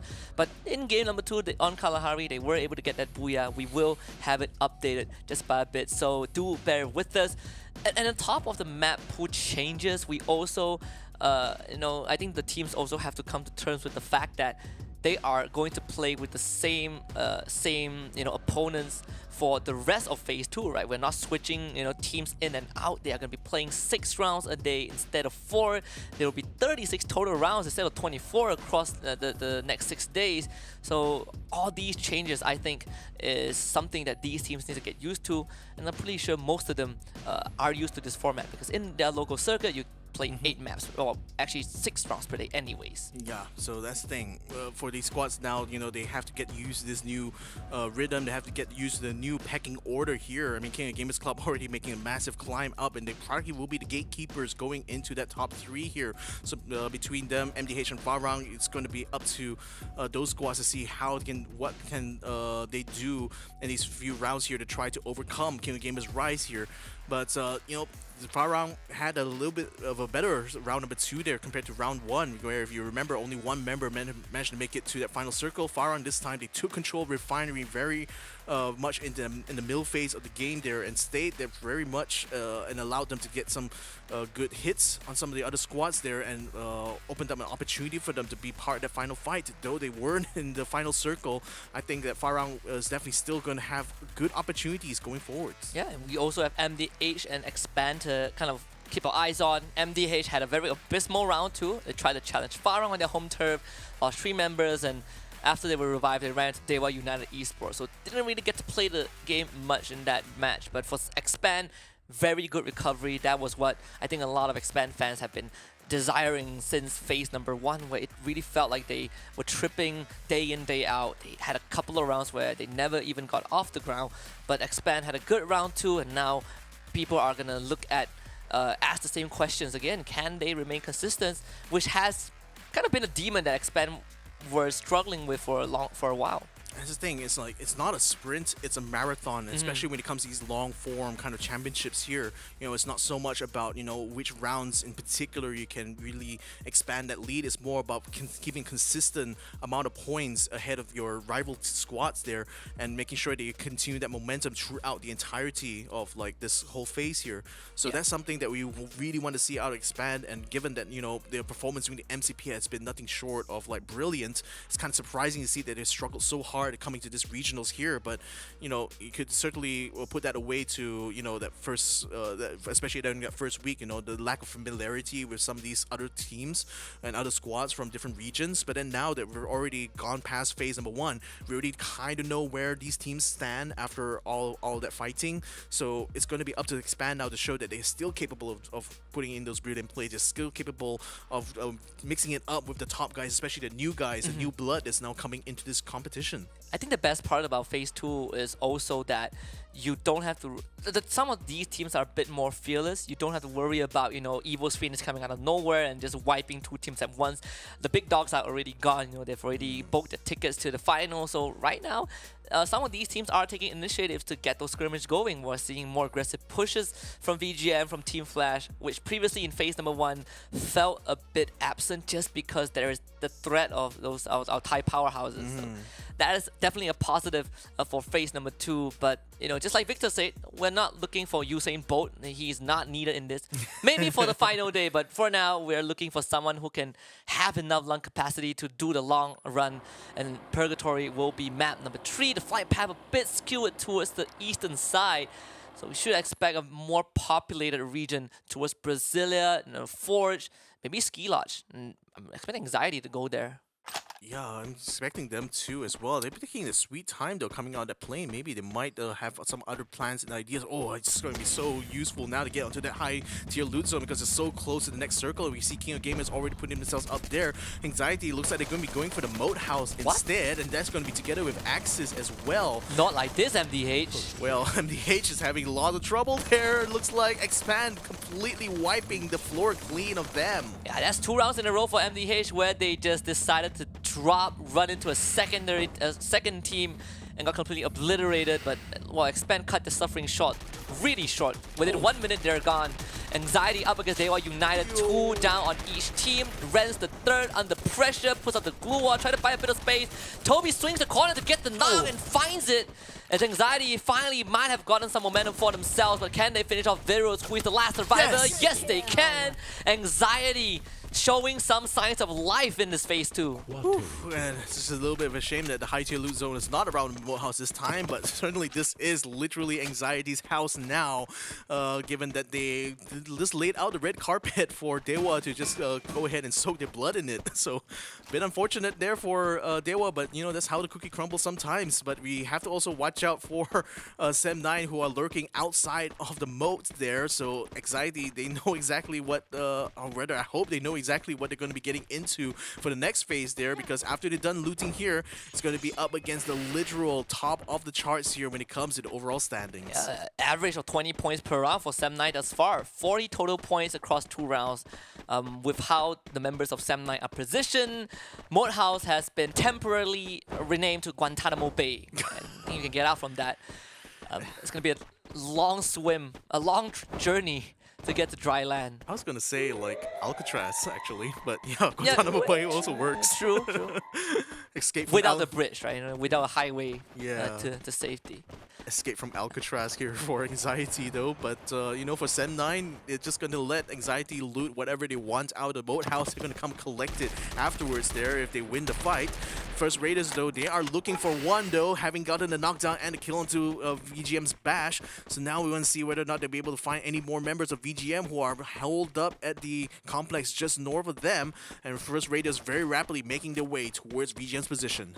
Yeah, First Raiders is getting some sort of playtime in this round after getting completely decimated by, I believe, Expand in the previous round. VGM showing no interest nor intention to even take on First Raiders. They are long gone, but they were hanging around this area for quite a while. They decided to not even attempt to go for the revival zone, but Kanoho, he has already made that swim, the first guy to escape from this confinement. Raja hearing all of these footsteps. This first contact will be very, very crucial. Kanoho needs to win this one. Kanoho, I think, is very much aware someone's around the corner. Probably didn't expect him to be literally right around the corner there. It's now he's going to be fighting against Raja. Time to prod out. It doesn't quite work out there for Kanoho, though. He's going to be taken to the lobby, but then Anxiety knows they're being hunted down right now. Raja still holding position, still kind of keep an eye out for anyone else from Anxiety who wants to be on the menu here. Got to be coming out from the water. Is going to try to meet the fire face on here as Raja peels away from his position to regroup the rest of Sen9. Yeah, they did lose Newbie to VGM. You see Raja also kind of rendezvousing with the rest of his team. They are very, very spread out. Able to get Newbie back, but now they know that VGM and Anxiety are nearby. Kanoho also brought back to life thanks to the revival point on Moat House. But he's going to drop into a literal fire pot if he decides to land in the middle of this area where Sem9 are just prowling around. Like the tigers they are. With lack of trees, this is why deforestation is good. See all these tigers kind of approaching humanity. Kanoho hearing all of this, and he just came back. He needs some time. he only has a Tommy gun in his pack right now, not a lot of armor. Vickery, I think, realizes that there's a member of Anxiety inside there, so they're just keeping outside the house right now, seeing if they can flush them out. Kano is going to come out on the awning, just get knocked down. Zen OP was already ready, going up that staircase there to try to backdoor him, but looks like that's not needed anymore. Now Sem9 can focus on the rest of Anxiety, who are attempting to clear out from the moat house. Kano will be finished off by Vickery there with a few shots from his sniper rifle, and with that said and done, Sem9 already with 3 eliminations, and now they got Newbie back. Such a solid hold from Sem9, making sure that even with these rotations, they're not letting the control of the area that they started with slip away.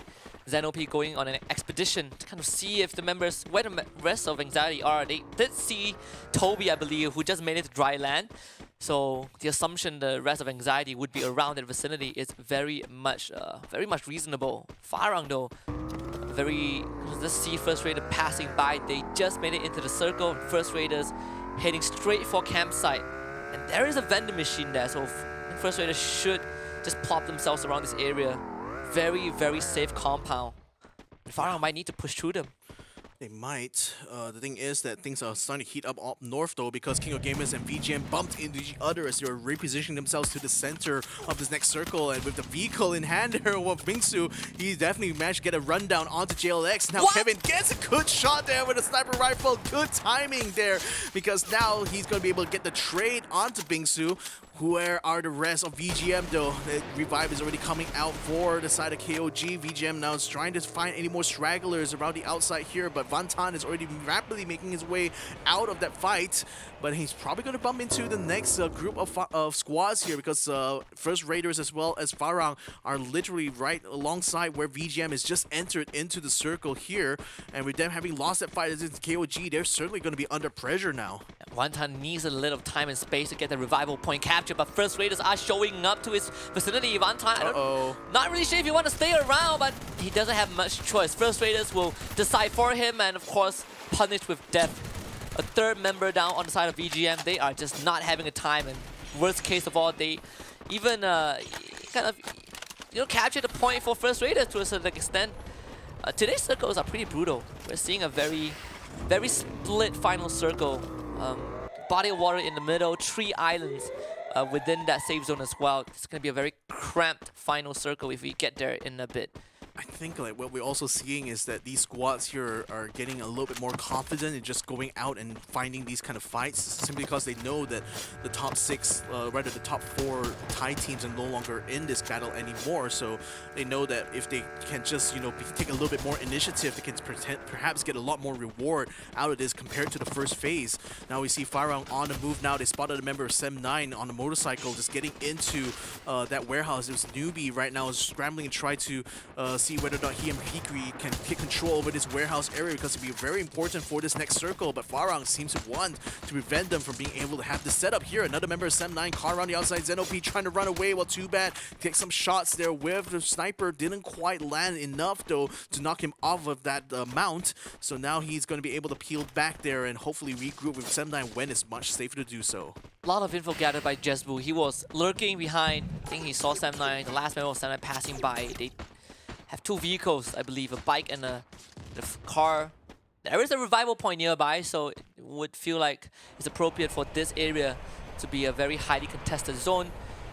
Farang making sure that they are keeping themselves safe. And just a good call from Sem9, right? Regrouping with the entire team before engaging in a fight. We saw them just beeline towards safety to meet on the other side. And now they feel more comfortable taking on Farang, knowing that Farang is around this vicinity. Fikri and Newbie on scouting duty as well. Yeah, in the meantime, I think Axis is getting into a bit of a tangle with Flash, though. They just lost 1 member at the hands of Bayo, so we'll see. We'll give you guys, see if we can give you guys an update on that, because Axis is currently outside in the blue zone here, while Flash is just gatekeeping them from across the river. In the meantime, for FARANG versus Sem9, and the moment FARANG has repositioned themselves to try to take this fight to the outside, but Sem9 conversely has spread themselves out very well, so that's providing plenty of crossfire between the members here to make it a bit of a death sentence for anyone who decides to try to beat them out on the open field. Jembel knows this, so that's why he's trying to dance around both of these gas tanks there, but he can only do so much before Fikri finally finds a flank. In fact, he finds an opening here. Can he make the full use of it though? Jembel puts out a glue wall just in the nick of time. ZenOB comes behind. Oh, but the glue wall stops his momentum. He's not able to get a knockdown. Vickery now tries to trade back, gets a knockdown onto Jembo, tries to see if he can get another one. He eliminates Jembo completely though, so making sure that FARANG only has 3 members left to fight here. Spade is the next one to get knocked down. Will ZenOB be able to get the knockdown he's looking for? Yes, they do. Too Bad has been knocked down as well by the 2 wheels. And Vickery finishes off the rest of them, and FARANG now very much finding themselves in a tough spot. Looks like they're not going to be long for this world. Yeah, lovely teamwork from Sem9, just flushing out the members of FARANG. All started with just 1 bite, but we have no time to talk about that because KOG now takes on First Raiders. The first knock is already out onto Ozzy. KOG needing a bit more. Souza down. Kevin landing those crucial headshots. Osaka, he's going to be on the ground. Oscar to follow as Kyle keeping his team alive, but a wall bang from Kevin stops that. The foolish ambitions put to rest. KOG with 6 points. Well, that one was definitely brewing for a while there because both of them, were bumped into each other, on the way. Earlier on, KOG bumped into V Gaming Esports. V Gaming managed to pull out now. I do see one member of Axis Neptune still on the map. Oh, okay. Anxiety. No, Axis is still around. Anxiety as well, but then now they're going to be tangled here together with Flash because they're just going to try to fight them right on their own turf here, right at the end of the bridge. Kanoho is going to get knocked down though. Anxiety down to 2, now down to 1. Jaboywa trying to hold his own, but cannot do so, with Bayo providing the last grenade there to finish things off. Anxiety had nothing the entire game. Revive and instantly ran to Team Flash. Team Flash, they saw them from a mile away. They were gatekeeping Anxiety, so it's only appropriate for them to finish the job that they started. See the circle expand now. Also kind of making contact with KOG, who just finished that fight with First Raiders. They did get a bit of breathing room, but Heavy kind of on the other side of the map. This circle is absolutely brutal, forcing some of these teams to really cut through this choke point on the map. Heavy is holding those fishing huts. Buffalo will start things off. Vantan on the ground. Boyte found as well. Buffalo doing the work and landing those shots. VGM might not be long for the round.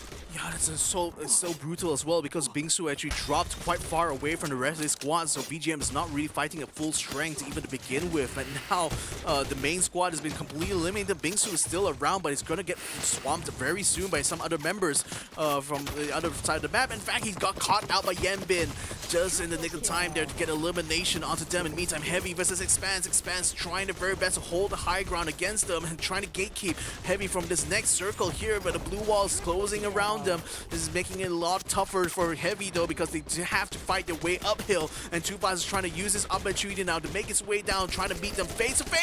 Buffalo gets a shot onto him though with the max 10 just in time, and then now he's going to try to finish the rest of them off there, putting up the glue wall maze here. Axel's going to try to run around the side. Buffalo puts out his max 10 again. He gets another knockdown on that submachine gun. What incredible play here from Buffalo. Buffalo just skewering every single member, every single opponent that he runs into. This guy is running straight at the red cloth put out by Expand, and this was a 4v2 to begin with. Expand had the high ground, but no longer Anakin at this point. They're running away. Me now down, but Buffalo, oh, he's hard on their heel. This guy is galloping towards the finishing line. Expand with the numbers advantage, but do they know that Buffalo is around? This guy is on the second floor. Neptune did perish to the blue zone. Expand, you have Buffalo behind you. He has healed up. He has the gun. He can play that long range. Too fast. Did finish on me now. Cobra, it's Buffalo again!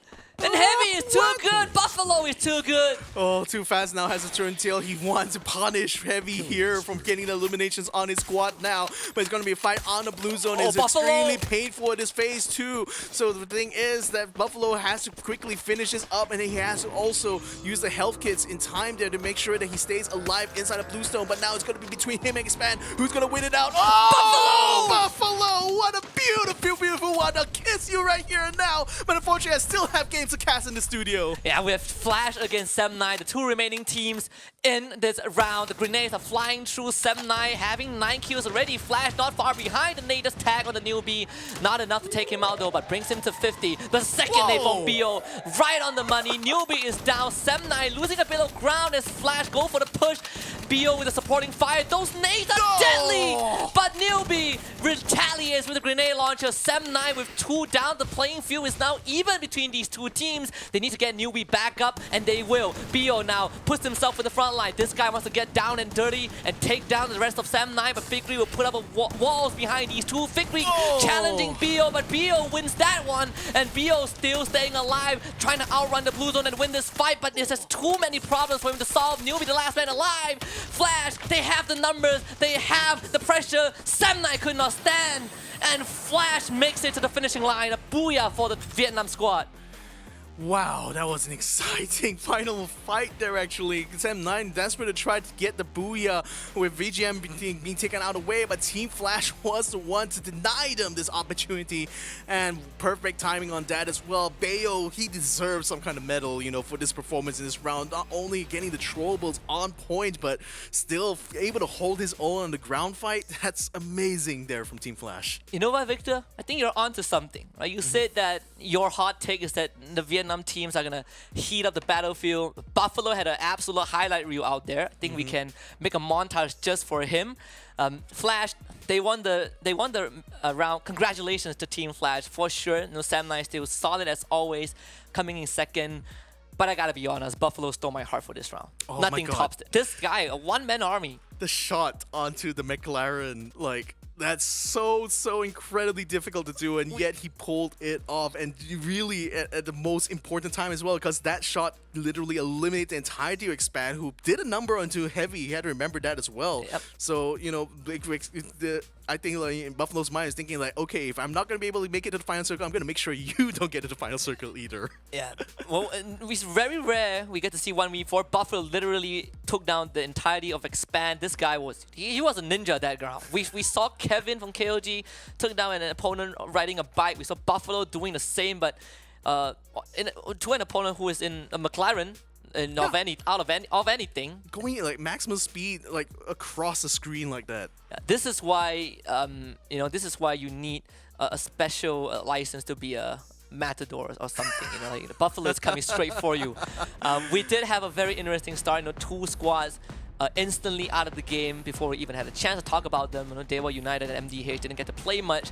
This is the Kevin clip, but it gets better. Yeah, it gets even better later on, and you know, Sem9 continuing to try to use the motorcycle to get those knockdowns. That certainly worked out, and Buffalo, wow, that shot, I still cannot get it out of my head because of this, how incredibly, you know, against the odds that shot was there, because, you know, the McLaren is very fast.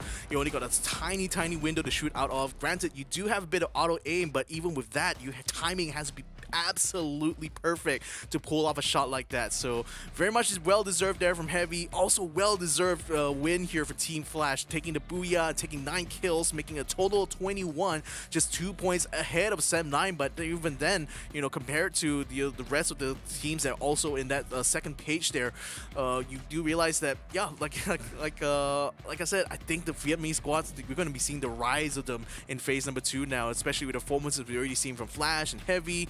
Kiwi Gaming Esports, of course, still contending against Sem9 this round. While they were not able to get to the final circle, they still managed to get a decent haul of points though, but Sem9 still having a lot on their hands right now, so safe to say Sem9 still has the lead. V Gaming Esports need to work extra hard now in these next few rounds. Yeah, it's safe to say that Sem9 still have a comfortable cushion to kind of fall back onto, but I mean, this has officially become one of my favorite Free Fire rounds to witness. Individual plays, that's what, you know, always makes this game so much more entertaining, and we saw that on full display. Team Flash with the booyah at the very end. Just an amazing performance, high octane, something that I think that these teams did try to attempt on phase 1, but you know, everyone was just shouting Thai squad in E Arena, attack all around, Evo's Phoenix, Nigma Galaxy. Didn't really get to put the spotlight onto some of these squads, but now they get their own vacuum to play in. You really get to witness them shine. Exactly. So that's exactly what we expected to come out of phase 2. The teams that really weren't able to, perform well in that first phase now have a perfect opportunity to show that they actually, not only deserve to be in this competition, but, are really staking their claim into those final 6 slots to Jakarta. So on that note, ladies and gentlemen, we're going to continue on to the next map, which will be Alpine. But before that, we have to take a little bit of a break. No, not to worry, because we'll be right back after these messages. The Snapdragon Pro Series powered by Samsung Galaxy is brought to you by Snapdragon Elite Gaming, Galaxy Z Fold 4, Monster Energy, and Kachi Shop.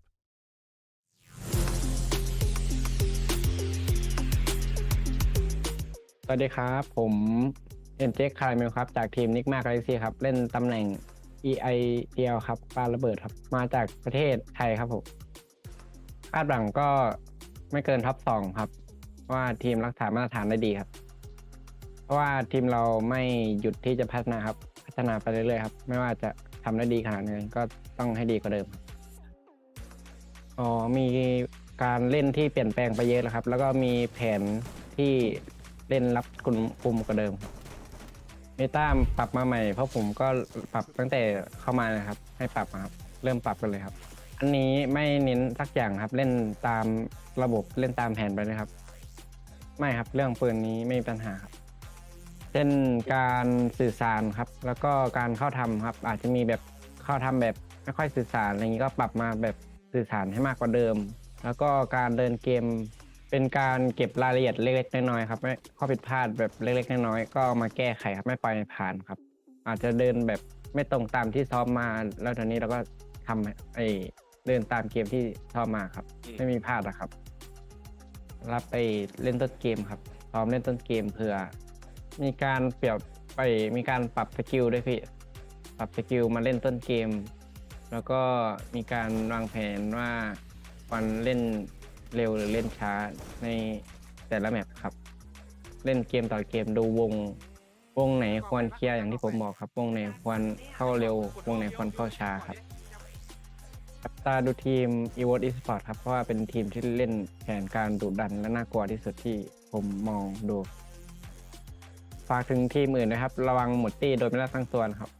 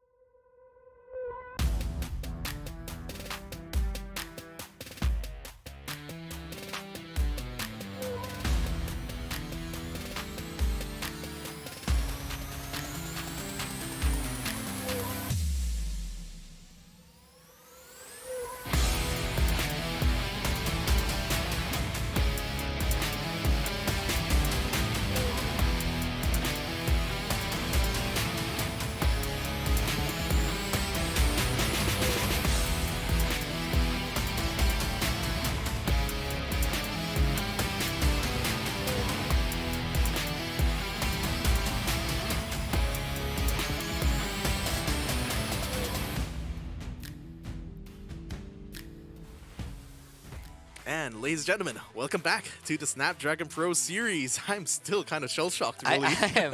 It expanded shell shock after that. I know, right? My name is Victor Cax. Joining me here is Husky. We're here to bring you even more Free Fire action after already completing 3 rounds. We go to the 4th map now. This is going to be Alpine. Alpine. I get it correct this time, ladies and gentlemen. We had to sift through like multiple languages to kind of come to a general consensus. I found out that Alpine is literally from Latin, so I don't even know how to pronounce it. We learned something today. Yeah. Nevertheless, though, let's go ahead and learn where the pecking order is at this point, because Expand has finally found enough points now to overtake V-Gaming Esports for the 2nd place. And with Sem9, you know, being in that final fight, they further solidified their position as number 1, 177.5 points for them so far. Team Flash also getting themselves into the mix. They're getting a good 10-point lead, 10.5-point lead. 9.5-point lead here ahead of King of Gamers Club here. I have to do a lot of quick maths, especially with these decimal points now. Yeah. But I mean, Heavy as well, getting themselves some really good kills there, particularly from Buffalo. That still is just going to be stuck in my head all day long there. I'm going to be expecting a lot more crazy plays like that going forwards, but Heavy has done enough now to put themselves into the 6th place. Yeah, you love to see it. I mean, Heavy has always been one of the top contenders in any regional competition, but always falls short, right? This name... they resonate in Battle Royale in general, so Heavy being able to squeeze into the 1st page is a good start for the team. But I mean, you look at some of the other squads on the 2nd page. DEWA United Esports not really having a good time. They started the day in top 6, and now they got just slightly pushed out of gates in 7th place. No FARANG, though, also falling back to 8. MDH had 2 abysmal rounds in a row. They got nothing at all. And Axis, they're climbing up in terms of placement points, but those kills still need to come through. Same can be said for First Raiders, Eclipse, and Anxiety. And just for context out there, for anyone who is watching, if you are looking at the placement points and kills and you're wondering, wait, those numbers don't match up, it's because we started phase 2 by halving the total points that these teams got from phase 1. So that's why we have the decimals, that's why you know, the stats might look a bit weird. But of course, all of this would not have been possible without our partners and friends that are with us on this journey. So on that note, we gotta show them appreciation and thank you once more, Snapdragon Elite Gaming. This is season 2, so it means that they have created this coliseum of Free Fire. It's festive season for Free Fire every single day with them around. I mean, as festive as you can get with all those explosions going around in it. Nevertheless, though, thank you so much, Snapdragon, for powering this tournament here, because without them, they wouldn't have the platform really for all these talented players to show off crazy plays, just like what Buffalo did. I still kind of get it out of my head. This is why the best wings are called Buffalo wings. True. That's actually very, very true. That's very true. I'm thinking kind of hungry for wings now. I'm always hungry for wings. Yeah, so we also like to thank our other sponsors, Monster Energy, unleashing the beast from us since the very beginning of the Snapdragon Pro Series, and we thank them a lot for their support, as well as Kachi Shop, a best place you can go to if you're doing the next top up and you want to get some additional benefits, because Kachi Shop does that with their deals as well as discounts, so make sure you check them out. Nevertheless, ladies and gentlemen, let's go ahead and jump into the hills of Alpine. I'm still gonna have to be a little bit tongue-tied when it comes to the name of that, isn't it? We're plenty of rounds to go over that. And then, of course, last but not least, we also gotta thank Samsung Galaxy, right? They gave everyone the power to take Destiny and shape it the way they want to. Round number 4, though, this is going to be interesting. Well, going back to Alpine, this is a map that Expand really loves. It honestly is one of their best performing maps overall out of the entire competitive map pool. Anxiety just starting the round off by socially distancing themselves from everyone else on the lone island. But we get some early combat. I mean, Sem9, they get a very split up 3-1 split, so Newbie, he's going to be under fire by KOG, but for everyone else, it feels like they have found residence in some parts of the map. Yeah, also another team is doing that split as well, Expand, just literally expanding their area of coverage there by taking control over the northern side of that southwestern island there, so just basically a good position for them to try to gatekeep anyone moving up from the bridge that links both the little island as well as the mainland. So nevertheless, though, when we we see what Sem9 is doing so far. I mean, again, they can kind of kick it back a little bit, but seeing the way they played the last few rounds there, I think they're just going to continue to push as hard as they can through this entire first day here to build as big as a lead as they can, so that the rest of the days when it comes to phase number 2 will be smooth sailing for them, because they were going to have a huge cushion if they're successful enough in collecting those booyahs, a huge cushion to allow them plenty of room to play out multiple different types of strategies instead of having to chase another squad. And speaking of the chase now, Sem9's newbie is under pressure here, but King of Gamers 4-man trying to go up. He's going in a 1v4 here because the Resolute squad is not around. He managed to get only one knockdown though before Kevin cuts short his little fight. He knew that his time is going to be up, sooner or later. But actually, he got first blood onto JLX. So, and he was the guy that split himself from his team. Fortunately for KOG, there is a revival point right at that vicinity, so they can easily bring JLX back. Sem9 not really too concerned about that loss. It was calculated, to say the least. Both these squads will get that revive going, and then we're back to square one. Elimination point is elimination point, whether you get it after revive point or before, it's still going to be 1 point extra to Sem9 that can contain or collect for this round here, and they're going to try to look for even more now, with ZenOP beelining his way to the big structure here, trying to see if there's any juicy good loot there to find. Now we see Expand starting to gather themselves up, and Forest Red, 3 members here so far, but then now I really want to see whether or not Expand can continue building up even more momentum. We're starting to see them climb a little bit, in the past few rounds. Now it's just really waiting for them, rather, it just feels like a matter of time before they're going to be able to find a chance to get the booyah. And Expand making the rotation, but VGM, Boite showing up to the party. And Axel might not be able to make it out of this alive, under a lot of fire from VGM, able to just barely slip away with a slither of health, healing himself back up, but Expand, they are very split up, so they might have to surrender Axel if he stops at any point. But Axel is going to rendezvous with the rest of his squad. VGM, if they keep chasing, they might run into a death trap. Thankfully for Boite, he's going to call it quits.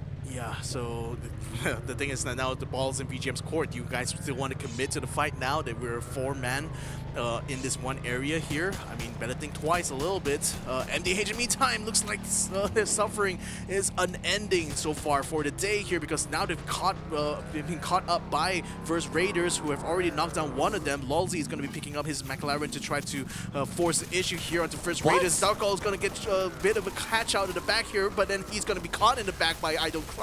Lolzy is going to try his very best here to try to get a trade here onto Don't Cry, but it's going to be the other guy, Souza, who comes around from the train side in order to take one down. Yeah, First Raiders are just relentless. They're going to try to run down the rest of MDH, and just like you said, Victor, their suffering is unending. It seems like MDH just could not catch a break. Wherever they go, they are hunted down by different squads. Souza, he is fearless, straight into the grenade launcher, gets absolutely blown up, loses his life. MDH still kicking, just barely though. They gotta get Nero back up. NP, he's gonna have some time to heal. Nero, not gonna get the same treatment, unfortunately. On the other side of the building, he will bleed out, but First Raider, they made the call to chase, and now they are gonna pay for it. Darko, last man alive, he's gonna get pushed 2v1. Darko, can he win this though? Nuke takes first contact, has a glue wall to buy space, split the battle lines, and there's nothing that Darko could do. FR Eclipse getting punished. I mean, I wanted to say this is going to be good for MDH, but they lost 2 members at this stage now. They will be able to get 1 buyback and 2, but remember, they still have to try to find additional loot. Not say additional, but had to restart their looting process all over again. So, like I said, suffering seems to be the pattern here for MDH, and we'll see whether or not this is little challenge here is going to make them rise even harder later on, because like I said, I'm really pegging a lot of these Vietnamese squads to impress us in this phase number 2 here. So MDH is so far the only Vietnamese squad that seems to be stumbling in these opening rounds right now. They need to be able to catch a break. Maybe they could start from here. Yeah, definitely needed those 4 points, considering that they got 0 in the last 2 rounds. Expand covering a lot of ground with those rotations. Again, sticking together as a unit, something that kind of have been begging for Expand to do, at least in those early to mid rounds. Revival point nearby, and Expand a bit more comfortable to kind of roam around the map and lift that fog of war a bit. No teams near them though. So far, Expand very much in the center of the map. a lot of resources to work with. But nice FARANG one. are running into 7-9. This is going to be crunch time for FARANG. They have the high ground, a lot of advantageous angles for them to work with. Too bad, getting kind of pelted with bullets from the snipers of 7-9. Also not able to hold out for too long, but see what FARANG wants to do. The thing is, they were hoping to try to catch Raja off guard when he was going for that loot box, but then unfortunately they weren't able to get a knockdown. So Raja slipped away. Finally, they get a knockdown. Are they going to be able to get a clear shot to take him out completely? Though he's still close enough to the rest of his team that he potentially could get revived. Though, as I think he just already did. So now VGM's going to have to shift into higher gear here and go for the full commit if they really want to take down Sam9 here, because they are still rivals for this. And if they cut down Sam9 here, this is going to add to the chances of VGM continuing to chip away at Sam9's lead.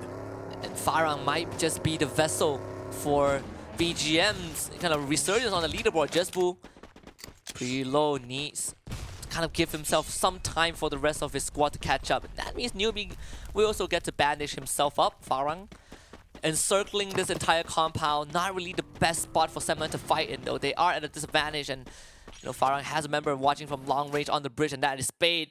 But if MDH catches Spade from behind, we might see kind of a turn of tides and Spade forced away from his angle. This is good news for Sam9 and bad news for Spade, because MDH are now circling him like a school of sharks. They might just take him out. FARANG, what do you have left in the tank? 2 different fights on 2 different fronts. Yeah, I think he's pretty much going to have to fight on his own, though, because the rest of his squad is still very much tied up in the fight with Sam9. So he's all alone, an army of 1. Managed to take down 1 first, though. Can he continue to keep MDH at bay and allow his team to focus on the siege onto Sam9, with 2 members from MDH continuing to take pot shots from the top there? It's not making Farmer's job any easier, so Spade needs to try to make some moves as soon as he can. Axis, in the meantime, facing some pressure as Heavy hot drops onto them there. It looks like Heavy is coming back after some revives, but unfortunately landed into Axis's backyard. Yeah, X-Band also around. And because MDH ran into FARANG, Sam9 slipped away. He's getting an extra lifeline. Can Heavy pull this out again? Buffalo was the key in the previous round, but this time they are under even more pressure with Expand looking for revenge, and Axis there to potentially help them out. Raph and Pudai both traded their lives. Buffalo taking heavy damage as well, but he's putting himself right in the front line, getting down and under. Mina getting a good kill onto Raph. Axis still trying to play this long range fight, and Heavy, they have the entire squad together. The dual wall melter is gonna start really chipping away at these barricades. Tom XT feeling like he is out in the open, compelled to make something happen as Neptune suppresses Buffalo, not letting him make those big plays. Axis splitting that forces, and Expand trying to take advantage of that from long range. That's the thing, with Axis still having a couple of members on top of that lighthouse, is making it kind of hard for even Expand to try to make an approach here, because they could be caught out by Axis's own snipers. But then they were also hoping the Heavy is going to keep them pressured. In the meantime, DEWA United gets a limited off hammer here, while Milnow continues to take shots, this time against Expand, but also keeping an eye out for Axis. The thing is quite funny that, you know, there literally is a tree between that lighthouse and the window that that member Heavy was shooting out of. Buffalo now makes a break for that revive point. They're hoping to try to deny Axis they can't get control of it, but they can't really get to him, though, because the angle is just right there. Buffalo able to hide just behind there, so forcing to bring out the trouble. Oh! And that one there just worked out there. Neptune getting the knockdown there before getting knocked down himself thanks to the blue zone. Just in the nick of time, Buffalo should be able to pick back up. Do they have any more nades? It doesn't seem like that's the case. No more time, no more Riptide Rhythm as well. That put on cooldown earlier on. Couple more ice grenades just to get the chip damage in. Heavy should be able to get out of this. The blue zone really pressuring them. You can see that Expand, they have already started moving. They are running straight into VGM. Axis kind of trapped out in the open. Buffalo will be the first one to make the move and Expand. They gotta get through VGM. It's not gonna be an easy one though. Grenade launcher in hand. Expand taking it slow. A couple of haystacks for them to take cover behind. Roy will be the first one to lead the charge, trailblazing into the territory of VGM. This is a good flank angle. If he can find it, those grenades are flushing VGM out. He finds the info. Expand coming in from the pincer. Too fast to target off. Boite is out. Binsu couldn't land the utility the same way that Expand is doing, and now VGM, they have lesser members to work with. Binsu encircles himself with the glue wall, but too fast, chips him from the edge, takes him out. VGM slowly losing control of this skirmish. Roy looking for the third, and he has found it. Cobra down, but VGM have nothing left to fight this. Especially tight when you consider there's no longer any glue walls in X-Ray's kit, and I think Expand the rest of them not really having a lot of protection either. Not all the glue walls get burst down, and that will give the opening for Too Fast to finish up Bingsu with the grenade launcher. It's Heavy? So it's where's Heavy at the moment? Yeah, they're kind of split up at this point. You've got 3 of them kind of surrounding Expand, so if they decide to close in here, they might actually be able to catch them. But thing is, Tom XC is still a little bit far out in the blue zone, and we see Too Fast actually making his way out there to try to finish him off. In the meantime, Gotsubi is going to be caught out a little bit by Nuke, taking a lot of damage on his ATV, forcing him to come out. In fact, Boiwa will get knocked down onto the ground. Nero's trying his very best to get the shots onto the rest of Anxiety, though, while we see Expand trying to bring back the members into the fight right now, while Anxiety gets themselves surrounded on all sides by MDH, and with one last shot onto Gotsubi, he's been taken out from the map. Yeah, Heavy is just constantly under Expand skin. They stole 1 kill away. They confirm a kill onto Expand. Now Expand, they need to constantly be aware of where Heavy is. Jespo getting absolutely ran over. FARANG left with just Spade. And unfortunately, the direction is heading towards is into Sam9, and Sam9, they just catapulted themselves into KOG. Newbie making the call and getting the knockdown. Osaka stood no chance at all. Is this Sam9 coming online again? Osaka abandoned, but there's backup. Kevin from long range, and this was the guy that got those shots in, but watch out for Newbie. Finds another one. J-Down is gone. Kevin the third to fall, and Newbie, he is wiping out the entirety of KOG. There can only be one king, and Sam9 looks to be that one. They took the title, and they will force it out of KOG's hands. 6 kills so far, and Sam9 still kicking. The king is dead. Long live Sam9 as they continue the chase to the final circle. In the meantime, we also lost out FARANG there because the Spade has been caught, so there's no longer any more members of them to be left trying to crawl their way to the final circle. And Mildow has also been caught out, so Heavy is down to Buffalo and Tom XT. In the meantime, Raja now getting caught up by another member. This is MDH this time, getting into the mix, and they seem to be quite successful in the front. Unfortunately, with Sen OP being at a distance, he was able to shoot them from the blue zone, now forcing Nuke, the last surviving member, MDH, to try to run away from this fight. But then with Sam9 surrounding on all sides, and Flash as well, getting a shot from a distance, Nuke had no longer anything left to give in this map. Has Sam9 pushed their luck too far? They are on an absolute tear, but their backs were open with this aggression, and Team Flash are taking advantage of that. Only 2 more left from Sam9, but it might just be none by the end of this. Zen OP down, Fikri out. Sam9 seemingly have met their maker, and Team Flash keeps on going. Well, so much for Castle's Curse right there. I was saying long live Sam9, but nope. We didn't live long, actually, in spite of assassinating the king of gamers there. But Flash certainly are on a roll now, having the high ground in this circle here. That's going to give them a lot of advantage, especially against Expand, especially now that Axis has already been taken out of the equation. It is very much a 3v4 at the moment. Expand loses their Too Fast now. Cobra, the Axel, and X-Roy now trying to spot out Flash's positions on the hillside here. Axel now having only those crates for cover. I don't know whether they have enough glue walls to really use in this fight, though, because remember, early on they burnt a lot of it trying to fight against FARANG, and now against Team Flash, you know, with being up on the hill there, they really need those glue walls now more than ever, as they now burn out the last of those glue walls inside their kits. But then with Flash just constantly taking shots at a distance here, Expand, can they even advance close enough to try to meet Flash with the grenade launchers and shotguns? They have outran the blue zone, but just like you said, Team Flash in prime position for a Booyah. They're going to pressure Yenbin. Can Expand do it? Nice. Yenbin down. Expand getting the head start in this one, but watch out for Bloody though. This guy supporting his team from behind the boulder. Expand, they might be losing ground as well. Not out just yet. The circle not in their favor, and a good nade. If Team Flash keeping this within touching distance, it's a 2 versus 2. Is Roy at the helm of this, alongside Cobra, the close quarter combat expert from Expand, will have to do magic.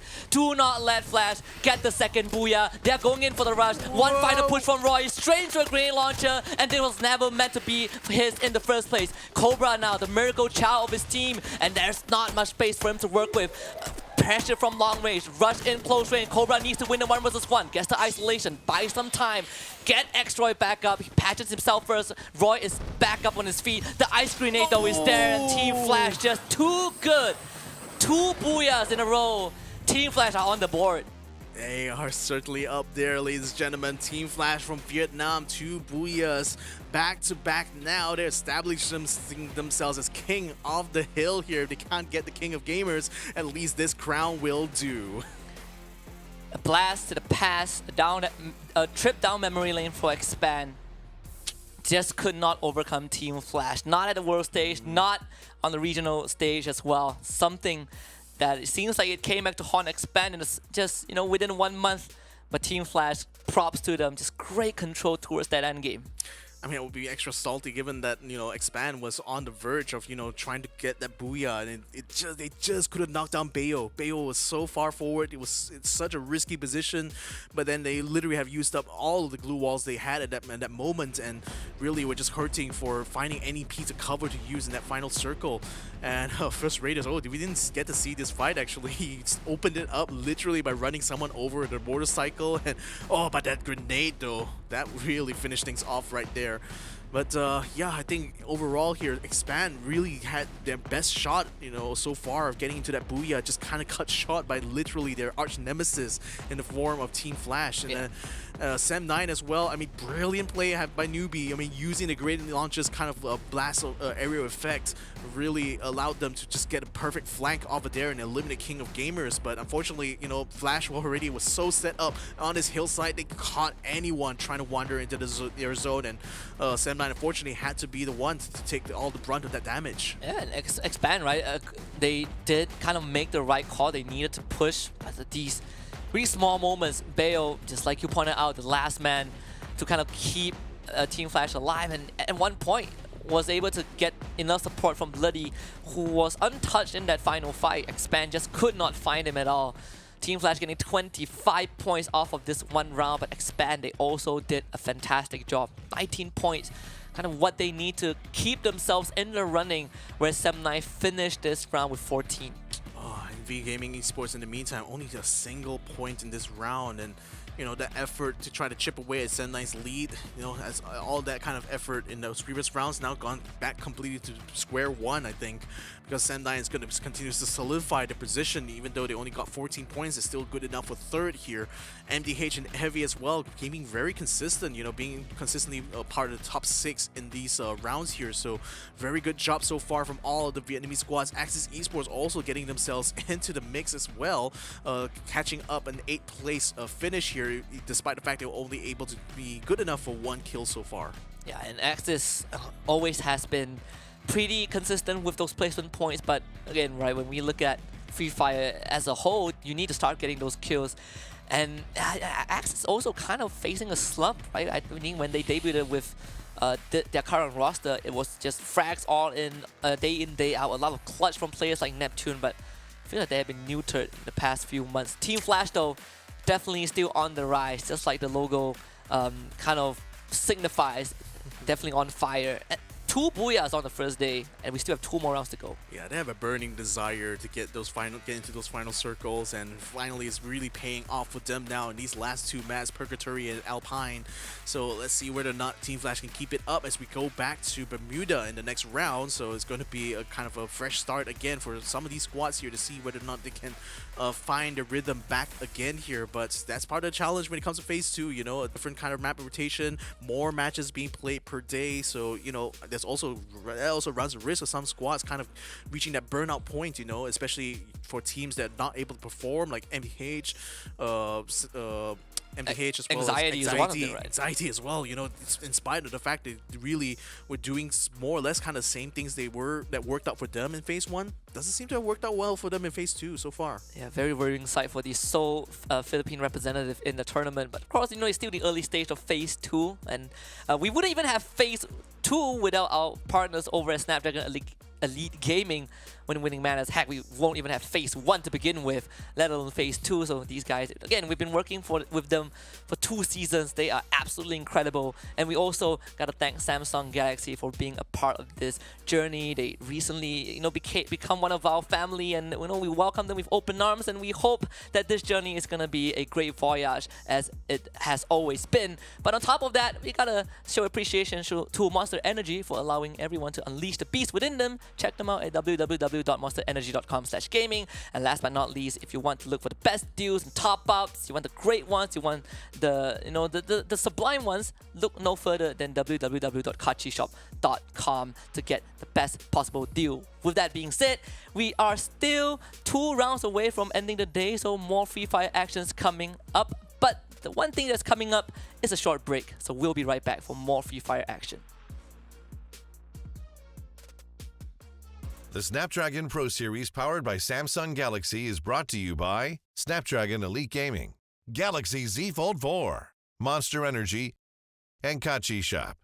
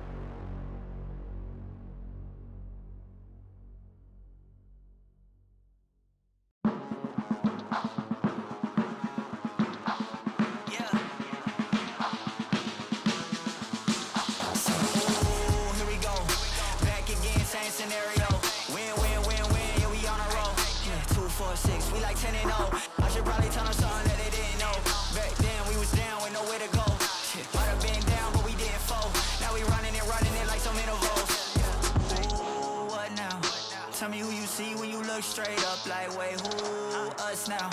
What you gon' do when we pull up on you like, ooh, touchdown. You already know what it is when I come through you. Ooh, shut down. Say, ooh, shut down. Say, ooh, what now? Tell me who you see when you look straight up like, wait, who us now? What you gon' do when we pull up on you like, ooh, touchdown. You already know what it is when we come through you. Ooh, shut down. Shut down. Ooh, give me that crown. I need that now, right now. Ooh, don't make a sound. It's my time. You hear the crowd. Yeah, we need that rain. Me and my team. Deja vu. This here a dream. We done all seen 100 times over back when we was just teens. Now we going dumb. Told them we the one. They would count us out. Now we counting up the funds. Now without a doubt, they be throwing other ones. Like they was always rapping. Yeah, believe them if you want. Now they show love. Came with a dub. It is what it is. What it was, they all love to hate when it don't work out. Tell you that they always been down when it does. Look. Say, ooh, what now? Tell me who you see when you look straight up like, wait, who us now? What you gon' do when we pull up on you like, ooh, touchdown. You already know what it is when we come through you. Ooh, shut down. Say, ooh, shut down. Say, ooh, what now? Tell me who you see when you look straight up like, wait, who now? What you gon' do when we pull up on you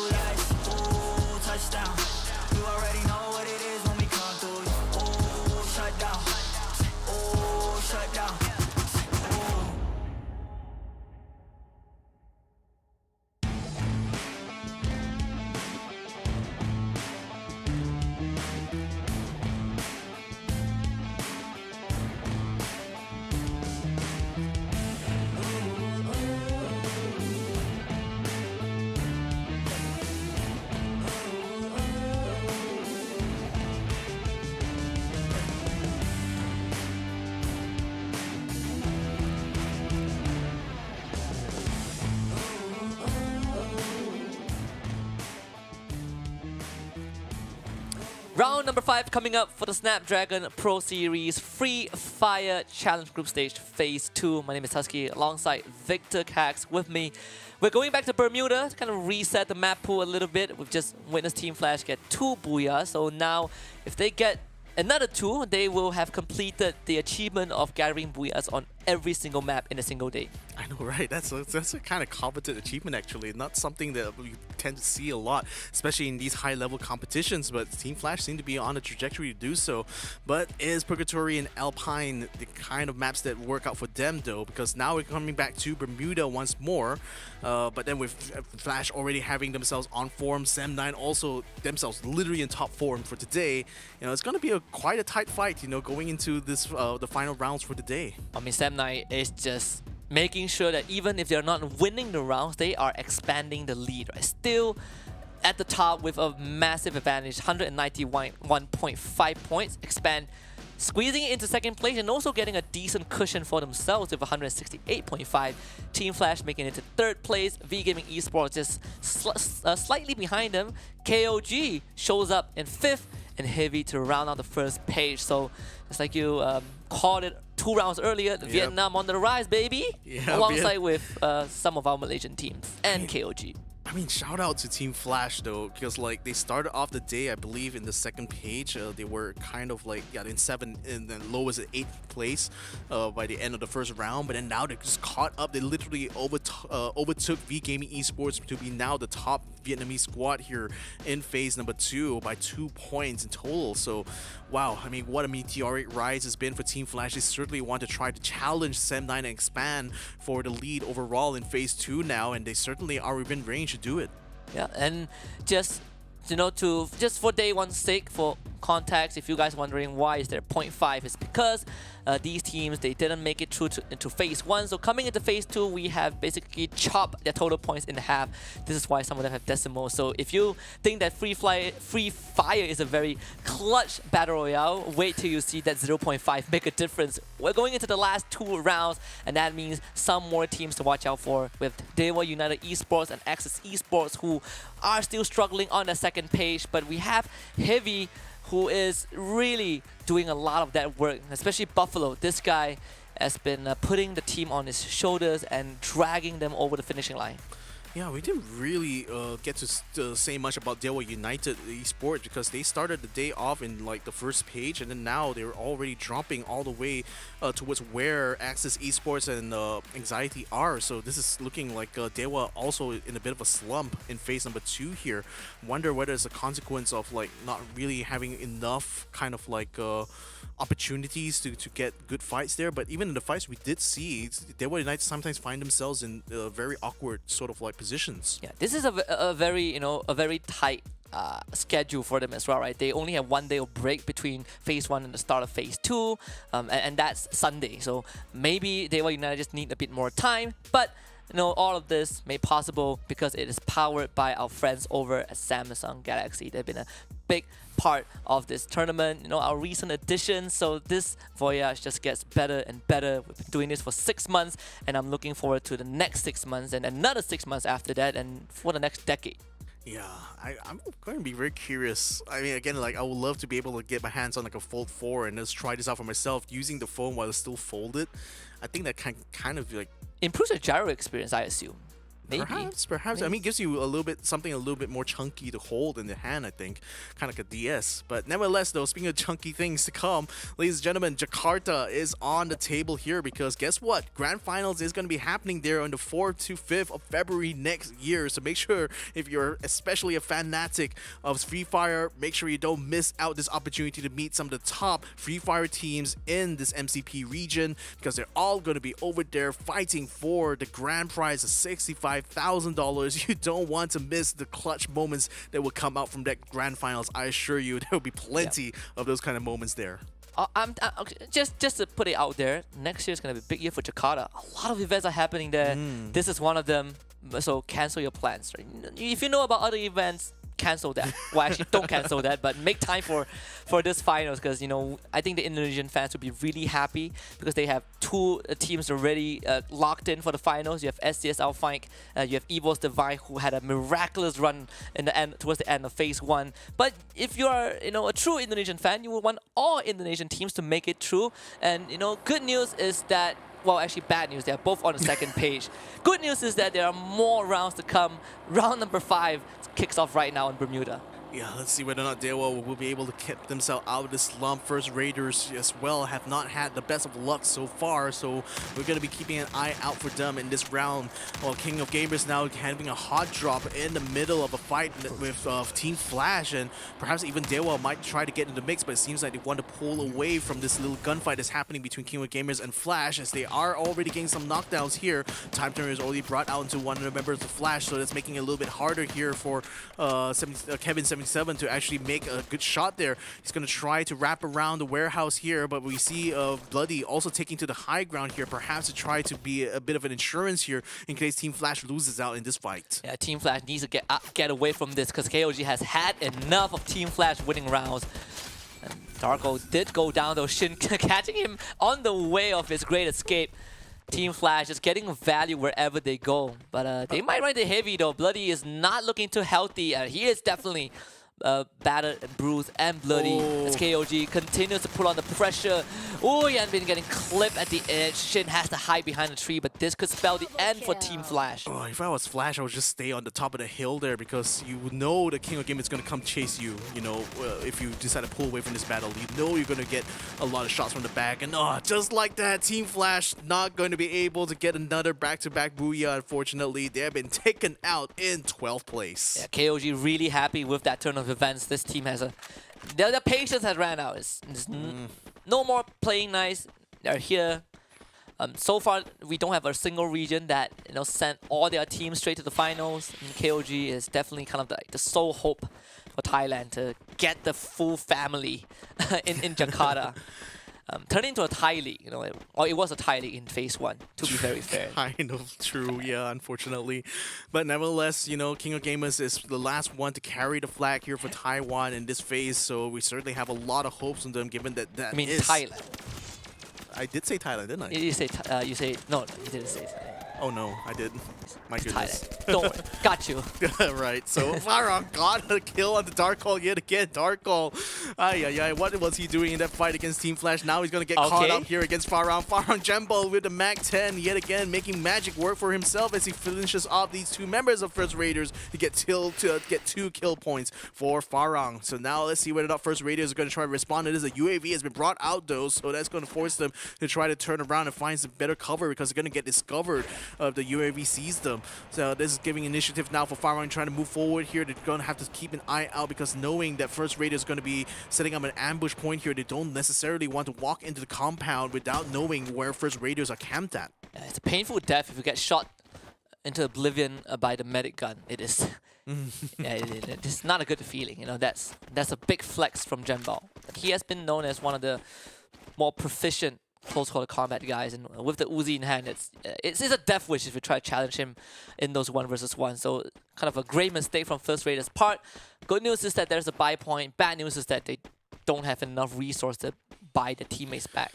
Yeah, so one of the members of First Raiders is going to, Souza is going to be running off to try to find another proper revive point here, while Call is going to try to hold the line here against Farang, who has control over the revive point as close as them. So Souza is going to have to search quite far and wide there, probably going all the way to peak actually, which is going to literally put Call in a solo battle against Farang now. Two bats already moving up to that position here. We also see Jembal closing in onto the positions of the position of that last member of FR who's still sticking around.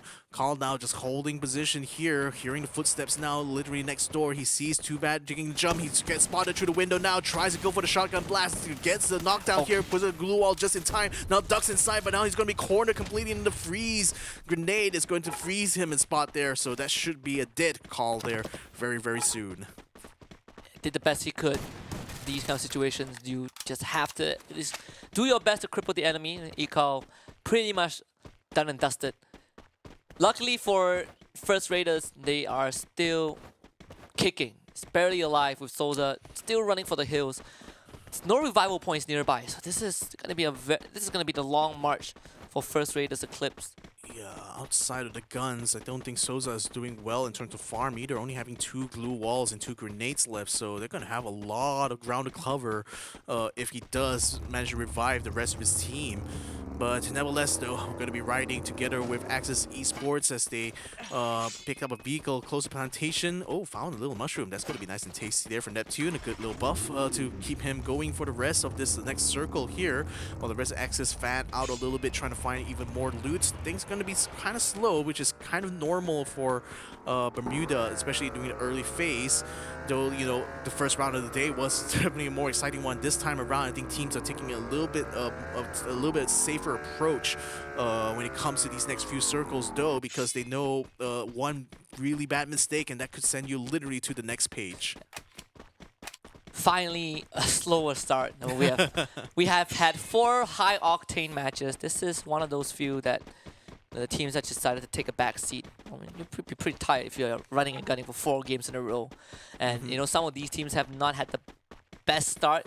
MDH being one of those, it's constantly getting punished wherever they go. But you know, Team Flash finally hitting a speed bump thanks to KOG. It's more or less a speed bump, more like a speed wall, really, because it got taken out with 0 points. So that's gonna sting a little bit, especially after taking those back-to-back booyahs. But I think conversely, this, you know, I think this also became a signal for the other squads so that, okay, things are gonna be a lot more open now. One of the really strong teams is already out. We only got like Sam9 to worry about, maybe even Expand as well. You know, Heavy might also... The list is growing, Victor. List is growing. I know, right? It's gonna grow by the second here on this round because all of them just scattering their way towards the circle. Looks like VGM has just spotted one of the members of Sam9 newbie, has been caught out a little bit in the crossfire. Anxiety as well getting to a bit of a gunfight right now together with Expand on the southern side of the circle. We're right now on board with VGM as they attempt to try to take control over this western side of the circle. Binsu is on that bite, looking to go on an exploration. Sniff out where the members of Sam9 are. I can't go too far though. That bridge in the middle, kind of separating these two battles, kind of being the midpoint of this battle is not make it easy. Axis straight into the compounds, into the face of FARANG. Neptune leading the charge. FARANG already starting this one with a man disadvantage. Can they do this? Jembao has a green launcher in hand as Axis slowly goes for the push. Raph is incredibly low and needs some time. Jembao landing the good one onto Vegeta. He's down. And Jembao on the side, unattended. And he's going to continue doing those chip damage. This is not looking good for Axis. They need to push on forward, but Jembao is keeping his team alive and the flow space fine too. The coordination is there. And Axis put to rest. FARANG still kicking, 7 points and going. Wow, just taking out one of the other Malaysian teams, but oh, look at who's coming to crash the party. VGM came over the hills and far away to catch up to FARANG here, getting one catch onto one of their members. Now they're going to put some shots into Tubat while Bingsu and Boite meet them right now, face to face. Jembal hold up inside the building. Blue walls being used here to try to close out those windows. Boite now trying to wrap around to see if he can catch Jembal out, but Jembal is already peeled back and rejoined his teammate here to make it a duo. But with Spade already out of the picture, and quite interestingly here, FARANG actually entered this match here with only 3 members of the squad. One of them didn't quite make it to the lobby in time, it seems. So they're definitely fighting, you know, with one hand tied behind the back at the moment, and VGM still having a full squad, still having full health, are making things kind of hard for them. Spade has been brought back into the fight though, but will he be able to join them in this fight? That's too bad now, struggling to try to hold his own, putting up as many glue walls as he can, burning his entire kit right now to try to make an escape. Unfortunately, it's still Vantan is on the chase. One more wall is going to be brought out to try to block the entrance here for Vantan, so he's going to be forced to take the longer way around. He's giving a bit of time now for Jembal and Tubat to try to peel away. Tubat is already far away while Jembal still holds his ground. Oh, what jump there! But can Vantan take him out just in time? no, he gets away scot-free. I just want to say the mechanical prowess, the showmanship is dead. The mechanics so clean from the FARANG boys. They are out of that. Even got the revive just now. MDH now takes on DEWA United, the two teams to weapon. Not really having a great day so far, but it seems like MDH will get the shorter end of the stick. DEWA United running them down. Bams in the front line. MDH getting a challenge. Iki winning this one and brings the rest of his squad to join in. Fight was never fair for MDH in the beginning, and DEWA United still kicking out First Raiders. You want to crash the party, but unfortunately Rain will take your head off. They are just coming in one by one. Eco, the next one in Rain's crosshair. Can First Riders even do any damage? It feels like that's not going to be the case. Expand, on the other hand, caught out by also DEWA United. And these guys just could not catch a break, but they are holding their ground pretty well so far. Well, Renz is taking a lot of damage. He's going to hold up behind, and as Cobra moves forward, he gets a knockdown to Bams. Can he find Renz as well? Renz is trying to run away using the glue wall cover. Glue walls get broken down. Cobra now desperate to try to get close enough to get the shotgun blast full force onto them. But Trouble will be the one that will actually catch them out too fast. Sends another one out there, trying to see if he can flush out the rest of DEWA. Renz is the last one standing. Not anymore, though. It's too fast, too furious. Takes him out. That is the Cobra that we love to see in the front line, making sure that he stays alive. And just the amount of pressure that Cobra was putting on DEWA United is unbelievable. Gets one takedown, and suddenly the rest of the DEWA United just scattered. Really felt uncharacteristic to a certain extent. But we have no time for that. We gotta look at VGM again. This is the team that started the day in second place, but right now is kind of suffering a bit of a slump. FARANG, though, caught in the middle. Haven't really caught a break so far. Too bad is down and out. Jembo, the last man alive. Might not be for long. Have to keep himself hidden for as long as possible. Got to play that placement points from this point onwards. You see, that's a problem when you go to the center of the circle very early on. It means you got to be able to cover all angles all around. North, south, east, and west are all covered with literally with multiple squads now who are also fighting against each other. Heavy now trying to find a fight against First Raiders. We got Mill now going very aggressively forward here, but he's backed up by Tom XC, who does get the kill with the MP40. So now I don't think there's any other members of FR close by here. Heavy is now being swamped by the blue zone. FARANG in the meantime getting eliminated by VGM as they wander into the wrong neck of the woods there. VGM holding their own in the circle, landing on top of them. This is working out perfect here. Can they get the booyah? A very crowded circle, but not the outskirts. Expand, gate kept by Anxiety. The clash of two teams who know each other far too well for their own good. It's going to be a very exciting, turn of events. Anxiety, last place. Has been last place since the first day of the tournament, and they're still in last place. Gotta get some points going if they want to even have a chance to kind of contend for the qualification spot. KOG under heavy pressure, able to bring both Knight and JLX back, but they will take some time. There's not much safe zone for them to kind of wriggle around, so that parachute is going to have limited space to drop, to descend. Sem9 not having any kills so far, a more quiet game, but they had the whole squad alive, and now too fast. Kind of supporting Cobra to pressure Anxiety. Can they do so though? The push has now commenced. Yeah, indeed. And this neighborhood is not big enough to fit 7 squads. Some of them are going to have to give, and maybe Anxiety might be the next on the menu as Shomai struggles to try to find an angle here against this member of Expand. What? And no, he's the one who gets sniped out though with the AWP coming in. So the Axel kicking that last shot right now, forcing Anxiety to kind of plant themselves in the spot. In the meantime, Anxiety finds Zusa in the, right around the outside, and he's going to be knocked down. So I think First Raiders are not going to be long for this world now. And a triple kill from the Axel is going to be able to put a nice little cherry on top here for Expand, as they're still 3-man strong. Yeah, Cobra running circles around Shomai just now, and just letting Axel get a free hit from long range. Coordination is unreal. VGM caught in the crossfire, not invited to the party, but forced to be a part of it anyways. Anxiety split up, one in the blue zone, Toby under fire.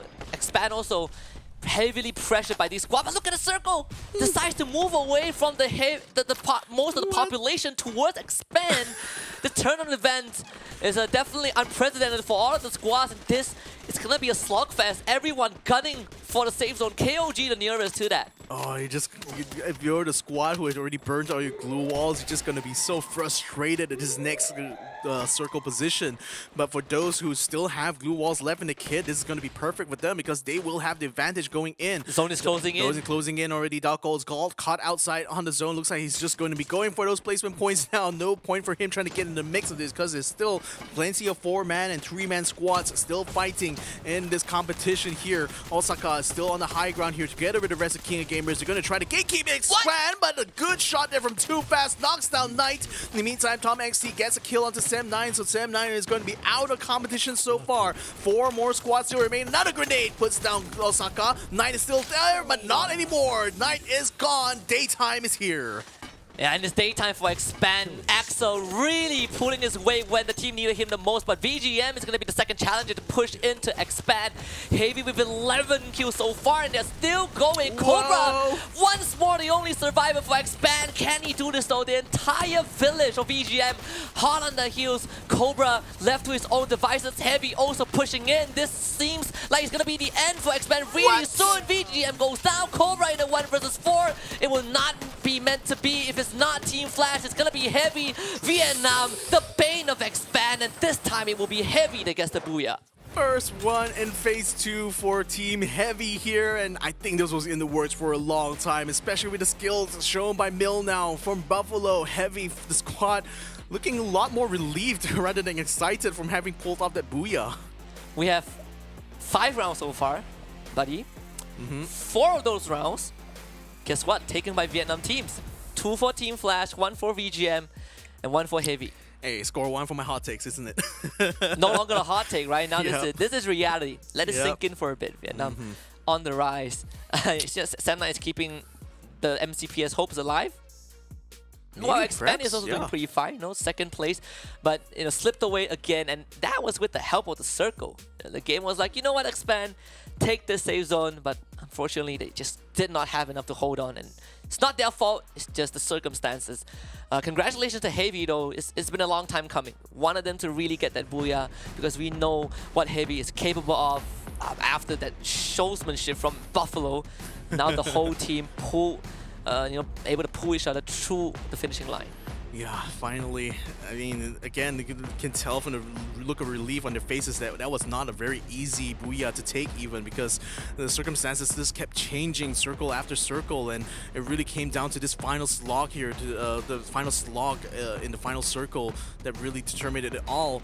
But score 1 for the Mobile Masters in this game so far though. We've been seeing plenty of great grenade kills and great grenade launcher kills as well in this competition, and I think no less is really the players that have mastered the use of this weapon here has really shown that it is not only just viable, I think it's kind of necessary at this point in this current meta to have someone who is really good enough to get those kills done with that grenade launcher. Because look at that, just like that, King of Gamers getting themselves completely knocked out of place there, and Expand only just unfortunate that Cobra was the last person standing, but he still put up a valiant effort though, still had plenty of glue walls to burn, and was still able to get some kill points to at least buff up whatever sort of points that Expand has. And look at that, 21, and definitely a big chunk of that, it was thanks to Cobra's effort. Yeah, Cobra, I honestly, the whole team really had an amazing game. This is the Expand that you look at it, you're like, yeah, this is Expand every day. Just hope that they will stay that. And so far today has been a consistent day for Expand. So great news for Expand fans really showing up, and this is by no means taking anything away from them, but it's a relief. It's a side of relief to see Expand kind of putting themselves up there round after round. Heavy though, 27 points, nothing much that we can expect more out of this round. This is one of the best performances that they have. King of Gamers 13, FARANG making 10, V-Gaming getting 10, and DEWA United having a better round compared to the ones that they had. And this, coincidentally, is also one of Anxiety's better rounds and one of Sam9's more underwhelming ones. Yes, definitely underwhelming for Team Flash and MDH. I mean, MDH actually has been underwhelming all day, to be fair, so they're still yet to catch a break so far. But then, yeah, I think for DEWA though, even though this is kind of like good enough for 6th place, I feel that they still need to have a bigger differential compared to others, simply because of how far back they are in points, you know, when you tally the overall standings at this point. So a little bit more like last circle performances is going to be needed out of DEWA's side. For Heavy though, you know, finally they got the booyah they've been looking for all day long. Now is the question whether or not they can find the last one here, because we've got only one more round to go. Yeah, this is by no means the Vietnam League, even though Vietnam teams have gotten 4 booyahs in a row, everyone stepping up to the plate. We're going back to Kalahari next. That's going to be very interesting. We've seen kind of how these teams decide their drop zone. You know, MDH, they did go to Refinery to challenge FARANG, that ended poorly for them. We also saw Expand taking a very good foothold in command post, but I expect a lot to change going into the final round. But so far, it seems like today is the Vietnam flag, day in, day out. It's always on the victory screen. Let's see if they can close it out in the final round. But before that, everyone's going to get some time to catch a break. We will be right back just in a short bit. The Snapdragon Pro Series powered by Samsung Galaxy is brought to you by Snapdragon Elite Gaming, Galaxy Z Fold 4, Monster Energy, and Kachi Shop.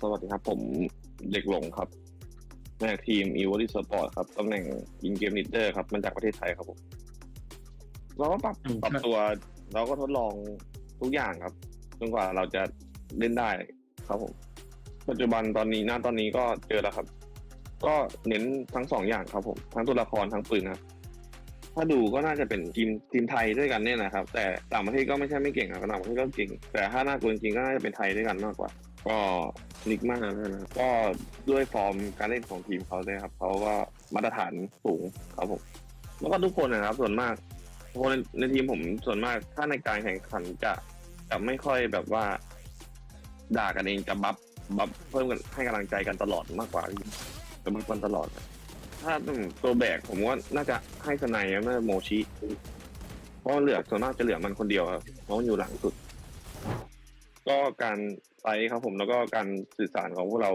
ดีอยู่แล้วครับก็สกิลเพลย์แต่ละคนก็อันดับต้นๆของประเทศอยู่แล้วครับถ้าตามมาตรฐานของทีมก็ 1-2 ครับผมไม่เกินนี้ครับมันเป็นมาตรฐานที่เราทำมาตั้งนานแล้วเราแข่ง3 ปีเราไม่เคยหลุดจากคำว่า1ว่า2เลยครับมันเตรียมแบบว่ามันเฉพาะหน้าด้วยครับแล้วก็เตรียมไปด้วยมันก็มีครับแต่ว่ามันจะใช้เฉพาะหน้ามากกว่าแบบ70 กับ 30% นะครับพี่70ก็คือเฉพาะหน้าก็คือเราพอลงไปมันจะเป็นอีกรูปแบบเกมหนึ่งมันต้องดูหลายอย่างครับพี่แต่แผนนั้นเรามีเตรียมไปอยู่แล้วครับไม่ได้เน้นอะไรครับก็คือเล่นปกติเล่นเต็มที่แน่นอนนะครับผม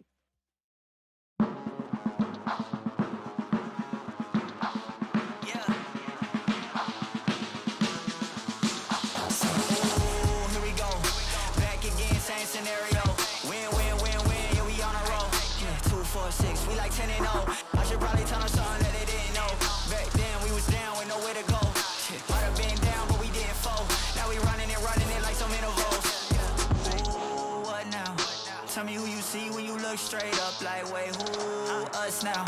What you gon' do when we pull up on you like, ooh, touchdown. You already know what it is when I come through you. Ooh, shut down. Say, ooh, shut down. Say, ooh, what now? Tell me who you see when you look straight up like, wait, who us now? What you gon' do when we pull up on you like, ooh, touchdown. You already know what it is when we come through you. Ooh, shut down. Shut down. Ooh, give me that crown. I need that now, right now. Ooh, don't make a sound. It's my time. You hear the crowd. Hey, we need that rain. Me and my team. Deja vu. This here a dream. We done all seen 100 times over back when we was just teens. Now we going dumb. Told them we the one. They would count us out. Now we counting up the funds. Now without a doubt, they be throwing up the ones. Like they was always rapping. Yeah, believe them if you want. Now they show love. Came with a dub. It is what it is. What it was, they all love to hate when it don't work out. Tell you that they always been down when it does. Look. Say, ooh, what now? Tell me who you see when you look straight up like, wait, who us now? What you gon' do when we pull up on you like, ooh,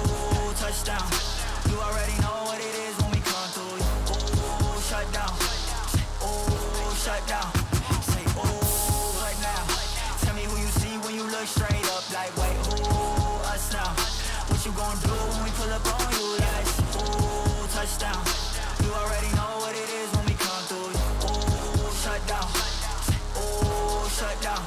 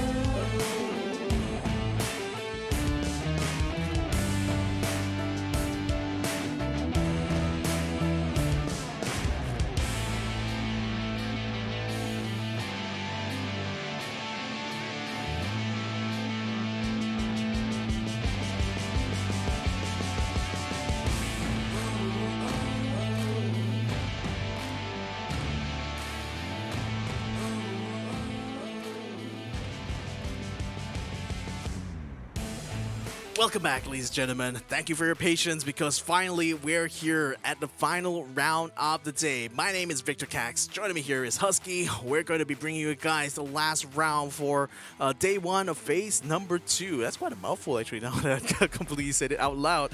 But nevertheless though, now that we're seeing the rise of Vietnam with Team Flash taking back-to-back booyahs and then now heavy games in the mix as well, will we also see MDH finally get themselves together enough to get into the final circle? Well, we're going to be finding that out real soon here. But Husky, what's your take on the situation though? I mean, Vietnam is having a great day. I think everyone's going to stay up for this one. We're going to take a look at the overall standings while we slowly break down. My take on it is, aside from Vietnam having a great day, Sam9 and Expand are also experiencing a high as well. Now, Expand, no booyahs, no problem. They're keeping themselves very close. And in fact, they started the day kind of at, 4th to 6th, if I'm not mistaken. But right now, they are literally on tail of Sam9. And it's just one good round before Expand takes the lead by the end of this one. Exactly, and the thing is that Sam9 has also been pushing very hard in this first day, but so far it's only netted a single booyah. They have definitely been racking up those kill points though, so that's certainly helping them a lot in this effort in order to try to stay on top of the overall standings. Meanwhile, on the other side of things here, FARANG, despite of having a couple of good rounds actually for them, it's still not enough to get them in that top 6 because King of Gamers Club has finally shown up to the party here and started to net a lot more kills, so this is putting a lot more pressure on FARANG to try to perform. MDH as well, one of the only Vietnamese squads still stuck in that second page here, still struggling to try to find a good round for themselves, and looks like this will be the last shot for today.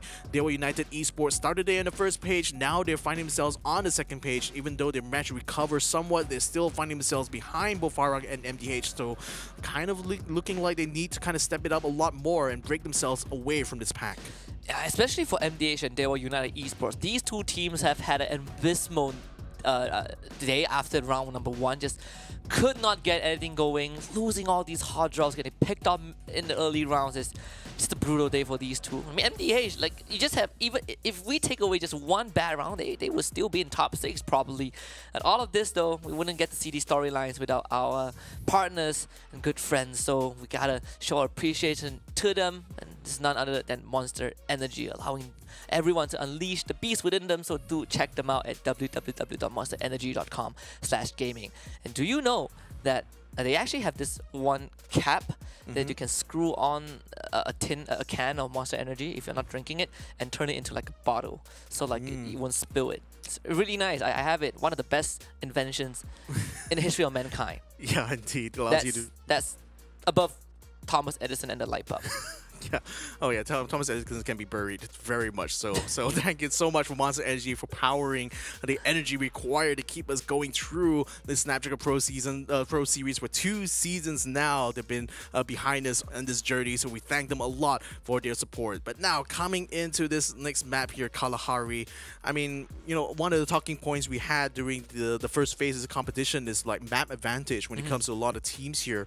But then out of the squads that you see here before you, who do you think is going to have the best kind of like advantage when it comes to Kalahari? I know that like FARANG, for example, they used to be very much powerhouses when it comes to this specific map. So what do you think is kind of went wrong for them so far? I think I just feel like teams are starting to figure out what FARANG does on Kalahari. I mean, locally in the MCPS region, they were uncontested for a good 1 month plus, but I think Axis was the first team that really exposed the weaknesses in how in FARANG's constant strat to just take Refinery every single Kalahari round, and now you bring them to the regional stage.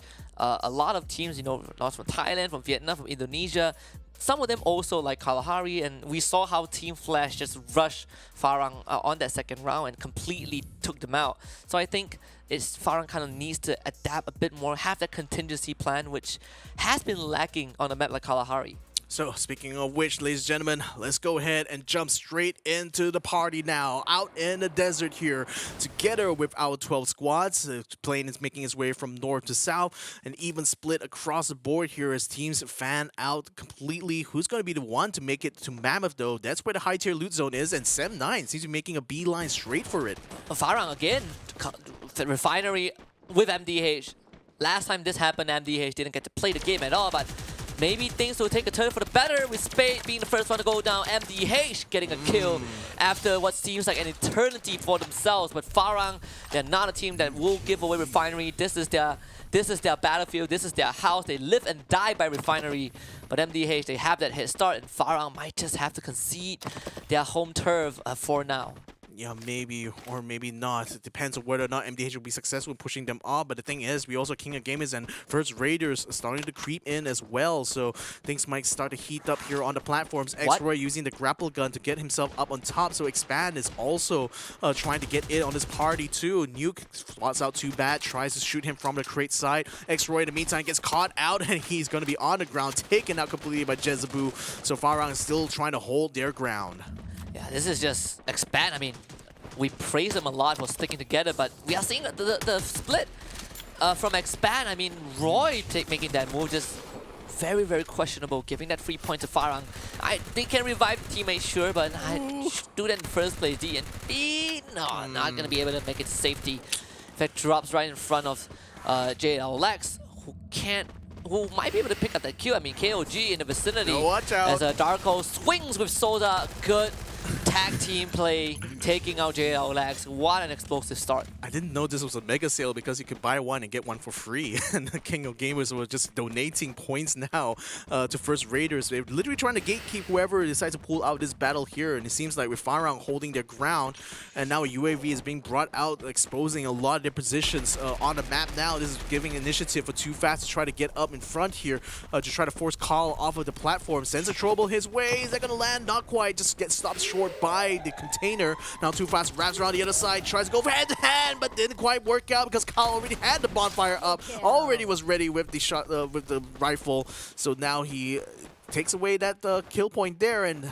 looks like First Raiders will be one taking control over Refinery. And they're gonna rest at the bonfire, take a swig from the Estus flask. FARANG left with just one guy, and this is kind of the problem that ties back to what we were discussing, right? FARANG, this very telegraph move. So with time, it's gonna get exposed. It's gonna get more and more weak with teams understanding how FARANG wants to hold on to Refinery. The reluctance to just abandon ship, I think, did cost FARANG this round. I think it's also like, you know, come to think of it as well, the grapple gun has been such a game changer, but I think more so in a map like Kalahari, where in the past, you know, just holding the high ground was just massively unfair for every other squad. FARANG has been enjoying that kind of advantage for so far, but now with the grapple gun, that kind of evened the odds already and made it easier for people to just rapidly reposition themselves.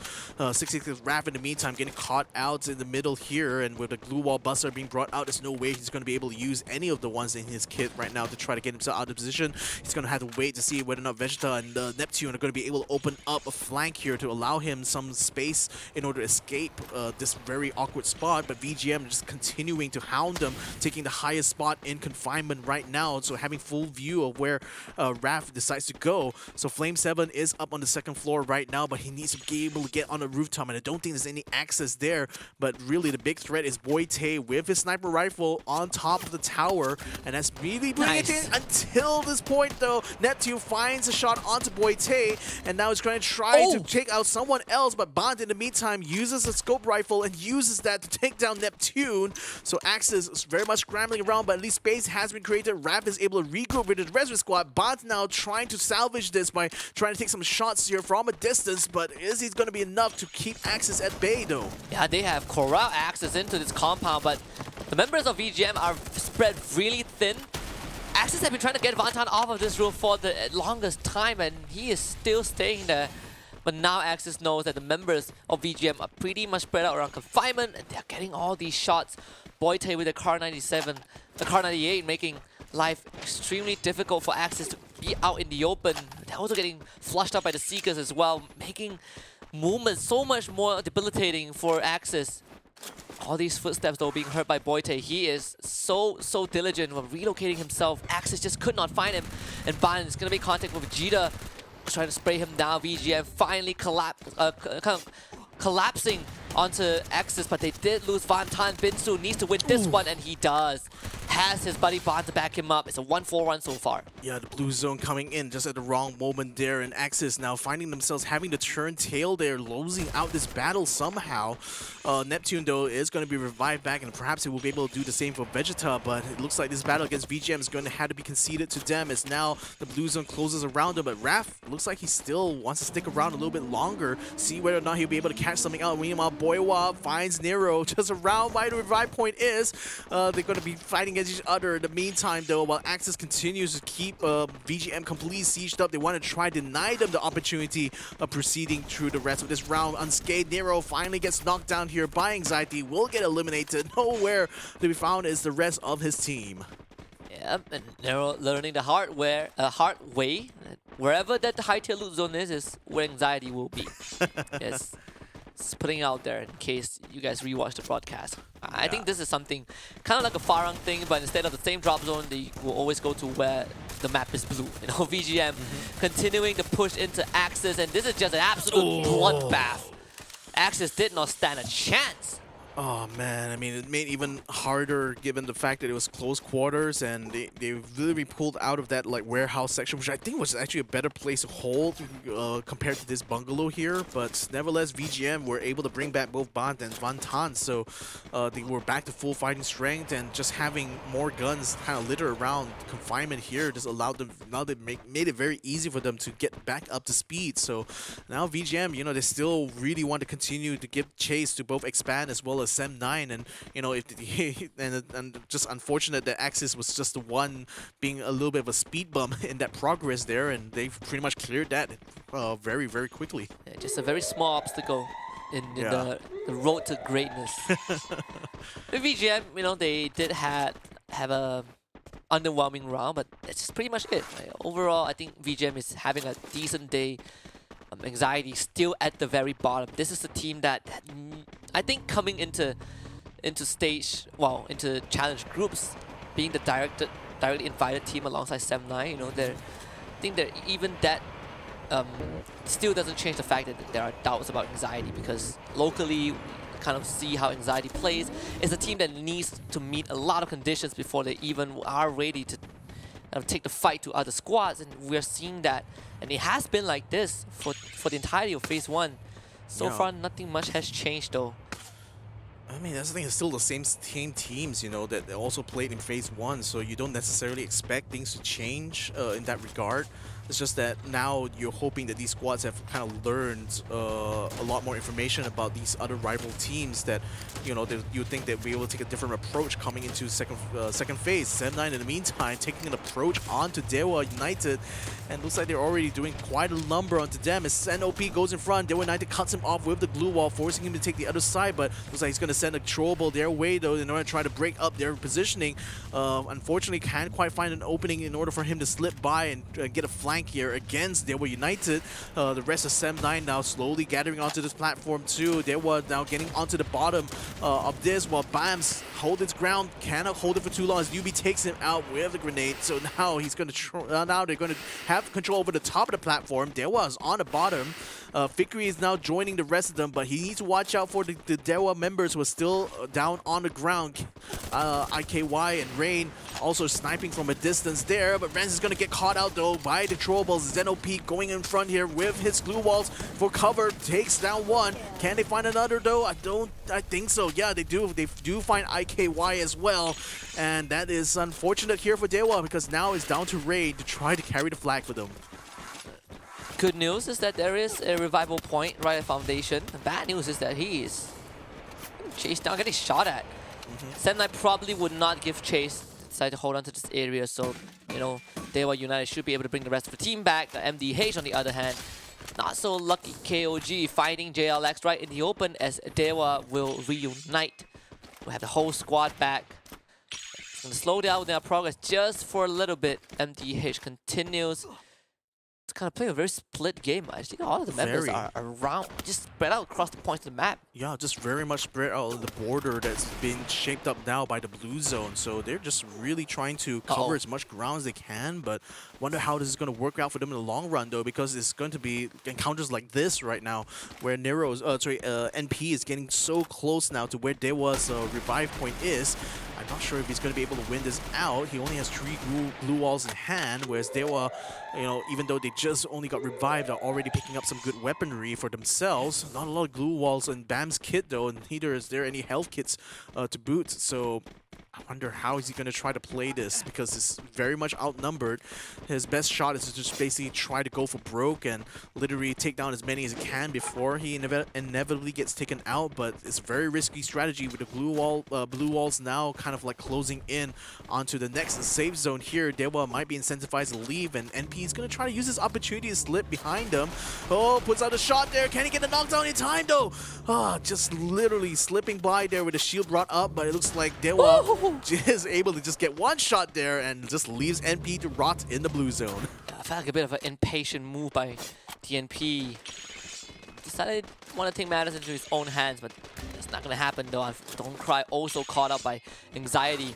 MDH just felt like they have been running their entire lives and still couldn't find a safe spot to slow down, but like we saw, they were split apart. DEWA decided to drop by and say hello to Team Flash, but they are not welcome into this territory, and they will get kicked out one by one. DEWA United, and it's all tears in the rain for DEWA United for sure. Nothing left in the tank for them.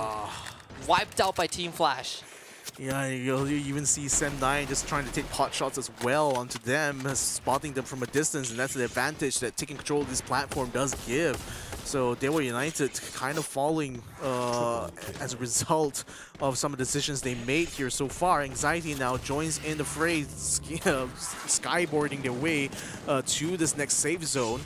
And now, having already gotten plenty of loot from the blue zone, are going to be trying to use whatever they have already picked up here to join the fray.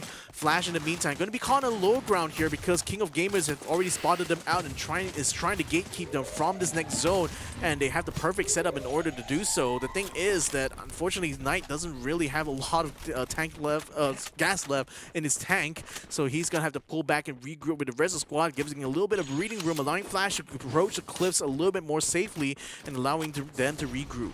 Sem9, they're also showing up at the edge of the cliff. What's the move for Team Flash? Caught between rock and hard place. KOG on one side, Sem9 on the other. 3 members of Team Flash on their low ground. Sem9 seemingly having a bit of an advantage if they want to go for the push right now, but you can see they are also taking it slow. They know that Team Flashes have the same idea as them. Fikri kind of getting shot. Team Flash making that first move to run to Sem9, but Sem9 will be slowly corralling them into a corner, and it doesn't help that the blue zone is forcing them straight into the jaws of KOG, but it seems like Bayo is going to start things off, getting a good knockdown, and JLX will be picked back up. KOG, can they hold the fort against two teams who are vying for a safe haven? Expand is already out in the meantime, but Sem9 getting pushed.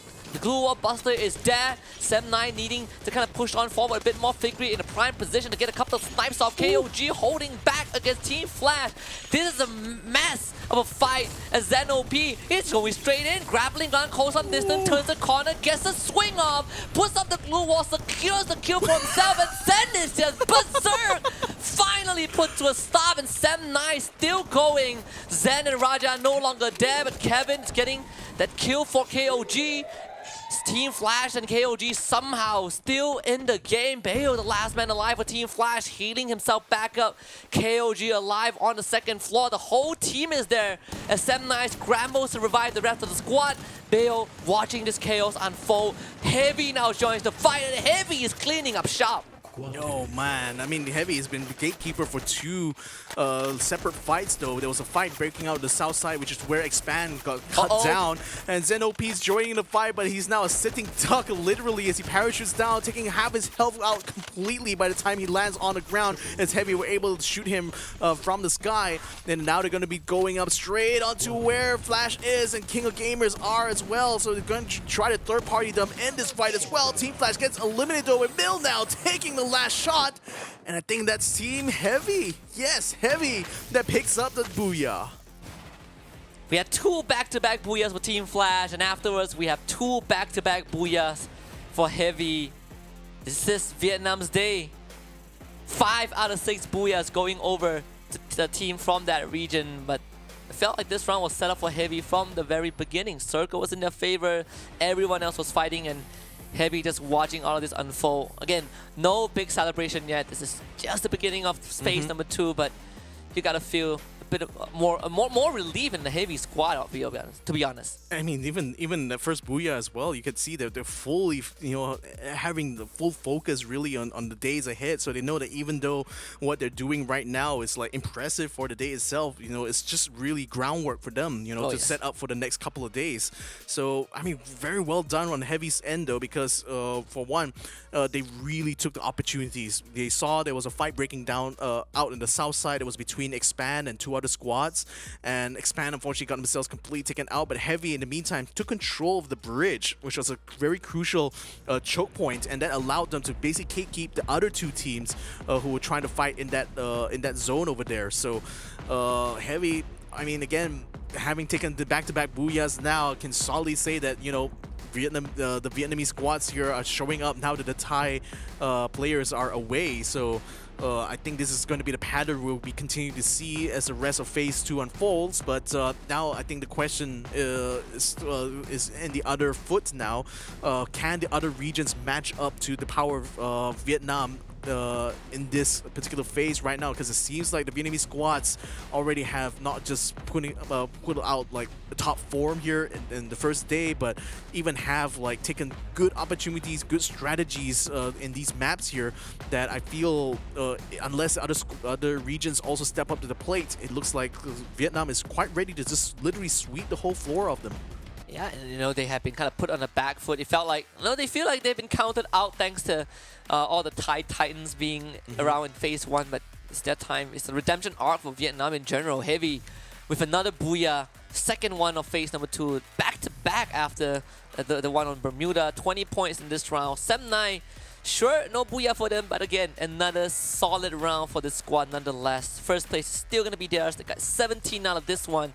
King of Gamers Club getting 14. First Raiders finally putting double digits by the end of the round with 12 points. Team Flash, not too shabby. Anxiety also making a first place finish. Yeah, and even like the lowest rung teams are still getting 1 or 2 kill points at least, so they're not actually going away of this final round empty-handed. But you know, for those bottom teams there, FARANG, Axis, DEWA United Esports, they're gonna have a lot of soul searching today to figure out what exactly is going wrong for them in phase number 2 here, because I wasn't seeing this kind of like underperformance during phase 1 here, and I wonder, is that because of like fatigue going on here? Literally, these teams are playing longer matches now in phase 2 compared to phase 1. But I'm also wondering, is that, you know, the new pecking order that phase 2 is showing here, with, you know, the Vietnamese teams clearly being like the front runners in this regard, and the other regions just struggling and trying to keep up.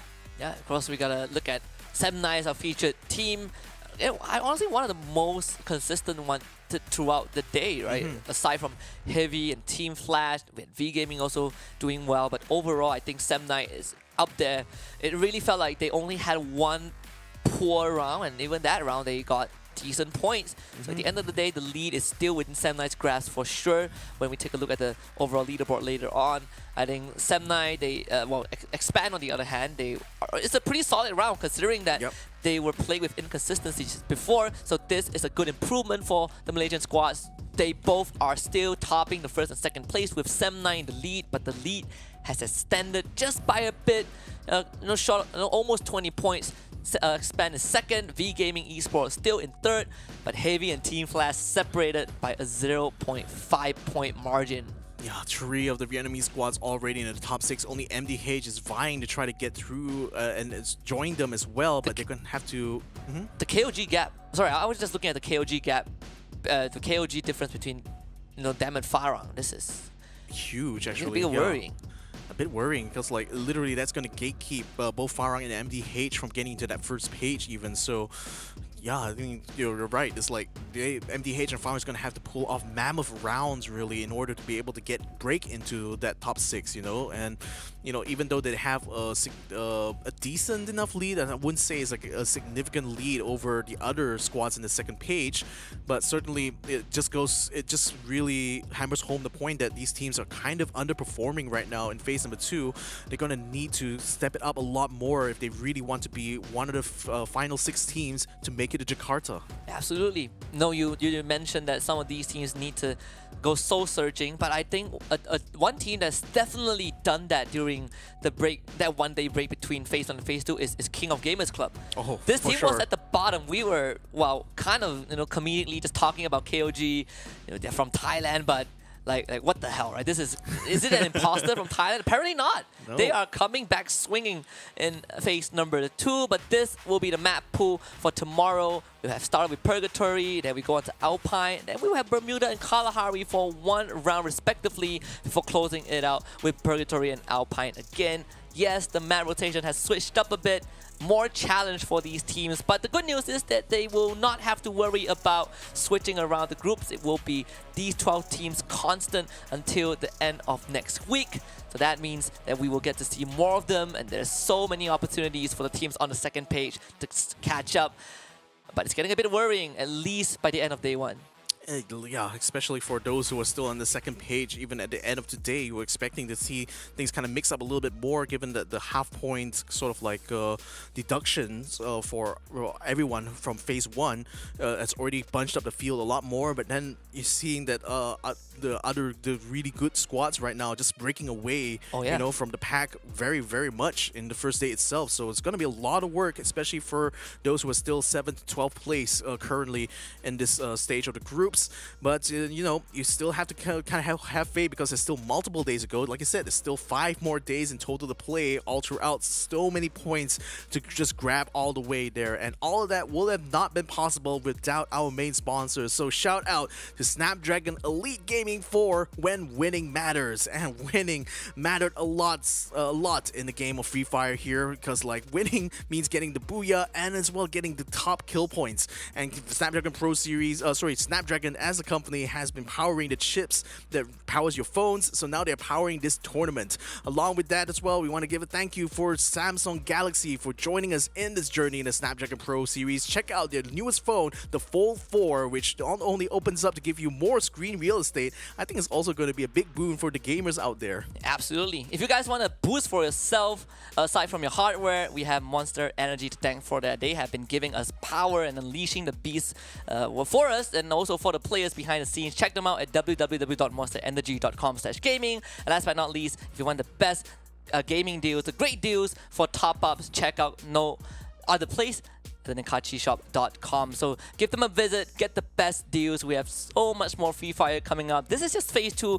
And honestly, as a footnote for the end of the day, I did not expect us to see such a hierarchy just on day 1 itself. Jakarta coming up, that is what the teams are trying to aim for. With 12 teams remaining, only 6 will make it. And so far, we've seen 6 front runners who might just get there if they keep up this performance. 4th of February on 2023 will be the date for the Jakarta Grand Final, so cancel all your plans and make sure that those 2 dates are only meant for this.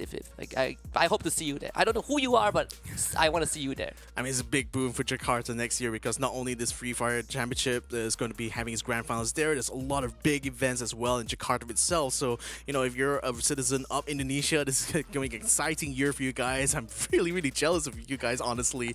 I want to go there, man. Yeah, I know.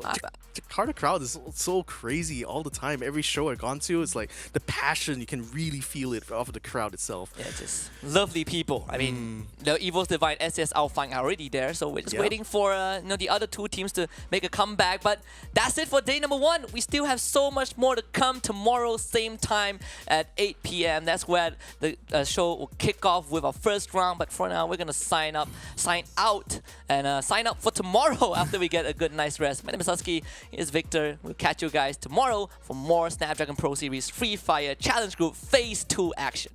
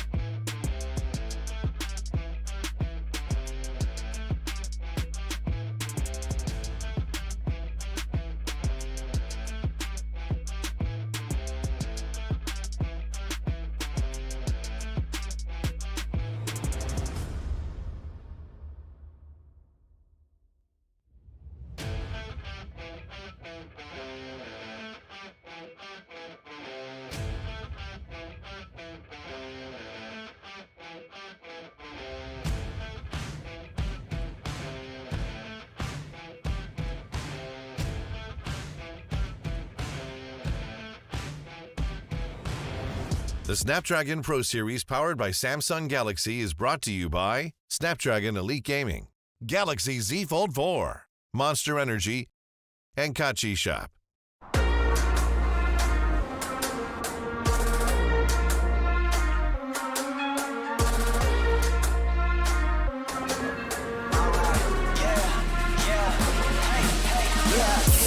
Won't stop going till a player on top know it. Rooftop, penthouse suite. If you really want it, gotta own it. Fight through it, we was at the lowest. Blood, sweat, tears, the components. Riding all year, now's the moment. We are not friends, we are opponents. Yeah, I'm coming for mine. Yeah, I'm making a play, the game on the line. Yeah, I've been on the grind. Yeah, I jump in the spot, I made it my time. Yeah, look in the sky. Yeah, the stars align, no shade to shine. Can't stop it already. Emotional work and devotion, we put in this time. Look,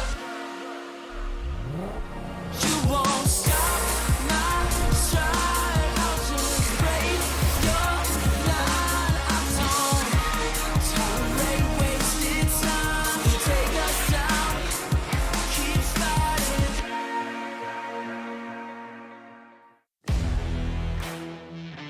They don't want it with me. You got a problem with me? Love, you don't want it with me. Man, you won't ever stop me. Who y'all really got a problem with? Who y'all really trying to solve them with? Who don't really like the sound of this? Who come with me getting down to this? You better step back, get your neck cracked, get laid down where you best step. Better check that with a fresh map. Get lost now with no extract. Like, look, that's all me. Got my number, don't call me. We eating up, that's all beef. You freezing up, that's y'all's team. Cause we really lose no more. All about heating up, leaving that cold. You can see me eating up, killing that show. I ain't about giving up, no.